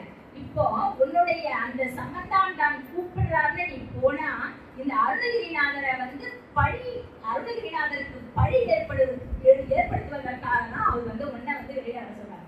தயவு செஞ்சுமா நீ காட்சி கொடு, நீ அவர் பாட்டு பாடட்டும், உன்னை மந்திரம் சொல்லி கூப்பிடட்டும், எல்லாமும் பண்ணட்டும், நீ காட்சி கொடு. ஆனா அந்த ராஜா கண்ணுக்கும் அங்க இருக்கிற மத்தவங்க யாருக்குமே உன்னுடைய தரிசனம் கிடைக்க கூடாது, உன்னுடைய அந்த பக்தருக்கு மட்டும் கிடைக்கட்டும் வேணாம் அப்படின்னு சொல்லி ஒரு வேண்டுகோள இந்த பிள்ளை, சின்ன பிள்ளை முருகன் கேட்டார். கேட்டதுனால அன்னையானவள் தன்னுடைய பக்தனா இருந்த அந்த சம்பந்தாண்டானுக்கு எவ்வளோ பூஜைகள் செஞ்சு, எவ்வளவோ தன்னுடைய வசம் வைத்திருந்த அந்த காளி தேவி அந்த நேரத்தில் அந்த ராஜாவுடைய அந்த சபையெல்லாம் நிறைஞ்ச அந்த இடத்துல எல்லாருக்கும் காட்சி கொடுக்காமல் அந்த சம்பந்தாண்டானுக்கு மட்டும் காட்சி கொடுத்து அவனுடைய துர்குணத்தை அந்த இடத்தில் எல்லாருக்கும் காட்டினாங்க அப்படின்னு நமக்கு வரலாறு நம்மளுடைய வாரியார் சுவாமிகள் மூலமா நமக்கு தெரியுது. இதுல இருந்து நமக்கு என்ன தெரியுது? இறைவன் எங்க இருப்பாரு, இறைவி எங்க இருப்பாரு. இப்போ கடைசியா நான் வந்து ஒரு இடத்துல இப்ப முடிச்சு ஆகணும். என்னதான் நான் சொன்னாலும் இந்த அடியார்களை எளிதில் ஆட்கொள்பவர் இறைவனா இறைவியா? இப்ப நான் சொன்ன வரைக்கும் பார்த்தா உங்களுக்கு இறைவன் தான் தோணுது இல்ல? இறைவன் தோணுது சொல்ல மாட்டேனே, சீக்கிரம் சொல்லுங்க. ஆக நாம காலம் காலமாக பெண் தெய்வங்களை இந்த ஆடி மாதத்தில் முதற்கொண்டு, ஆடி மாதத்தை மையமா வச்சு முதற்கொண்டு நாம காலம் காலமாக பெண் தெய்வங்களை வழிபட்டு பெண்களுக்கு முக்கியத்துவம் கொடுத்து கொண்டாடப்பட்டு வரும் இந்த இந்து அமைகின்ற ஆடி மாத திருவிழாவில் நாம இறைவியை பத்தி இப்ப சிந்திக்கிறோம். அடியார்களுக்கு எளிதில் அருள் செய்வது. ஒரு அப்பா வீட்டுல இருக்காரு, வெளியில போறாரு, நிறைய ஜாங்கிரி வாங்கிட்டு வராரு. வாங்கிட்டு வந்த உடனே அந்த குழந்தை பிரிச்சு எடுத்துக்குது. ஒரு குழந்தை எடுத்துக்கிட்ட உடனே அந்த குழந்தை தெரியும், அம்மா அப்பாக்கெல்லாம் எல்லாருக்குமே தெரியும் ஜாங்கிரி எல்லாருக்கும் போதுமான அளவுக்கு இருக்குன்னு தெரியும். ஆனா குழந்தை கையில இருக்கிற ஜாங்கிரிய அந்த அப்பா ஐந்து செல்லப்பட்டி எனக்கு அந்த ஜாங்கிரி நீ கூட அப்படின்னு அப்பா கேட்கிறாரு. நான் கொடுக்க மாட்டேன் குழந்தை. உடனே அம்மா சொல்லுது, இங்க பாருமா, நான் உனக்கு தானே காலையில உனக்கு கொடுப்பாட்டி, உனக்கு சோறு ஊட்டி, உனக்கு ட்ரெஸ் போட்டி எல்லாம் அம்மா தானே பண்றேன், அம்மாவுக்கு கொடுங்க. கொடுக்க மாட்டேன். உடனே அந்த வீட்டுல இருக்கிற அந்த மூத்த குழந்தை அக்கா கேட்குது, இங்க பாரு உன் கூட நான் விளையாடிட்டே இருக்கல, எனக்கு கூட அந்த ஜாங்கிரியா, அது கொடுக்கல. அப்போ அந்த வீட்டுல இருக்கிற வேலைக்கார அம்மா என்ன பண்றாங்க, தன்னுடைய குழந்தைய அழைச்சிக்கிட்டு அந்த வீட்டுக்குள்ள வராங்க. வரும் பொழுது அந்த குழந்தை பதுங்கி வருது. அவங்க முன்னாடி எல்லாம் பார்த்துட்டு ஒரு மாதிரி தயங்கி வருது. அந்த குழந்தைய பார்த்து இது என்ன பண்ணுது, இந்த குழந்தை கையில ஜாங்கிரி வச்சிருக்கிற இந்த குழந்தை வீட்டு குழந்தை என்ன பண்ணுது, இன்னும் இந்த ஜாங்கிரி சாப்பிட சொல்லுது. இதுதான் தேவைப்படுகின்ற பொருட்கள் எல்லா இடத்திலும் இருக்கின்றது. கொடுப்பவர்கள் எல்லா இடத்திலும் இருக்கின்றார்கள். யாருக்கு கொடுக்க வேண்டும், எப்பொழுது கொடுக்க வேண்டும், எப்படி கொடுக்க வேண்டும் என்பதை யார் நிர்மாணிக்கிறார் அப்படின்னா, அதுவும் ஒரு தர்மம் என்று நிர்மாணிப்பது யாருன்னா இறைவன். அந்த இறைவனை வழிநடத்தக்கூடியவர் யாருன்னா காலகாலம், நேரம் இல்லாதனால சொல்றேன், காலகாலமாக இறைவன் வாரி வாரி வாரி வாரி நமக்கு அருளையும் பேரருளையும் கருணையும் நமக்கு கொடுத்தாலும் அதை கொடுப்பதற்கு சக்தியாக தூண்டிவிடக்கூடியவளாக இருப்பவள் இறைவியே. இதற்கு சாட்சாத் நம்மளுடைய குருதேவர் ராமகிருஷ்ண பரமஹம்சரே ஒரு உதாரணமா சொல்லி, இந்த அளவில் இந்த பட்டிமன்றத்தில் மிகவும் சிறப்பாக நீங்க எல்லாரும் அமர்ந்து கொண்டு ரொம்ப ஊக்கமா எங்களுக்கு ஊக்கமளித்து மிக சிறப்பாக பெரிய சான்றோர் பெருமக்கள்லாம் வந்திருக்கீங்க. எல்லாருமே எங்களுக்கு ஒரு நல்ல வாய்ப்பினை கொடுத்து ரொம்ப மனமகிழ்வோடு கேட்டுக்கிட்ட காரணத்தினால, கேட்டுக்கிட்டு இருக்கிற காரணத்தினால தீர்ப்பை நான் இப்படி நிறைவு செய்யணும். எப்படின்னா, அடியார்களை பெரிதும் ஆட்கொள்வதில் ரொம்ப நமக்கு ரொம்ப பிடிச்சமானது யாரு அப்படின்னா இறைவியே என்று நிறைவாக தீர்ப்பளித்து அதற்கு இறைவனுடைய கருணையும் நமக்கு எப்பொழுதும் அளிக்க வேண்டும் என்று கேட்டுக்கொண்டு, இத்துணை நேரம் மிகவும் அமைதியாக இருந்து எங்களுடைய பட்டிமன்றத்தை, எங்களுடைய பேச்சுக்களை, வாதங்களை கேட்ட உங்கள் அனைவருக்கும் எங்களது மனமார்ந்த நன்றிகளை இந்த நேரத்தில் தெரிவித்துக் கொண்டு பணிந்து செல்கின்றோம். மிக்க நன்றி. எவ்வுயிரும் நிகழ்ச்சியிருக்க, எவ்வுயிருக்கும் அமைதி நிலவுக, எவ்வுயிரும் ஆனந்தம் பெறுக, எட்டு செய்வர்களும் நிகழ்ச்சி பெறுக என்று எல்லாம் வல்ல இறைவனையும் வணங்கி நிறைவு செய்கின்றோம். நன்றி, வணக்கம்.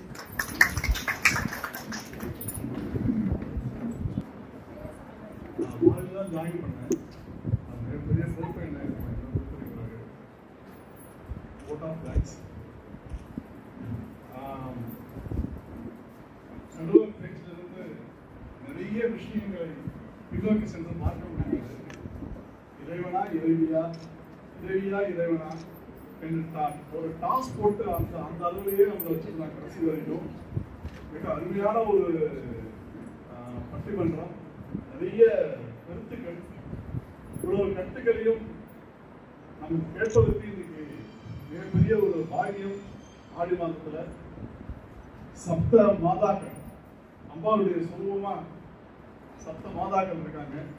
அந்த சுரூபத்துல அவங்க ஒரு அம்பாவாவே நம்ம இன்னைக்கு பார்க்க முடியும் அப்படிங்கிறத அவங்க தன்னுடைய தீர்ப்புல சொல்லியிருக்காங்க. ஸோ மிக அருமையான ஒரு பட்டிமன்றம், மிக அருமையான கருத்துக்கள். இந்த விழாவுக்கு வந்து சிறப்பித்து கொடுத்த அவங்க அனைவருக்கும் எங்கள் மனமார்ந்த நன்றியை தெரிவித்துக் கொள்கிறோம். மேலும் இவ்வளவு நேரமானாலும் இத்தனை பேருக்கு இருந்து அம்பாவுடைய கருணைக்கு பாத்திரமாக இருப்பதற்கு எல்லாம் அந்த இறைவனை வேண்டுகிறோம். உங்களுக்கு எங்களது வாழ்த்துக்களையும் நன்றிகளையும் தெரிவித்துக் கொள்கிறோம்.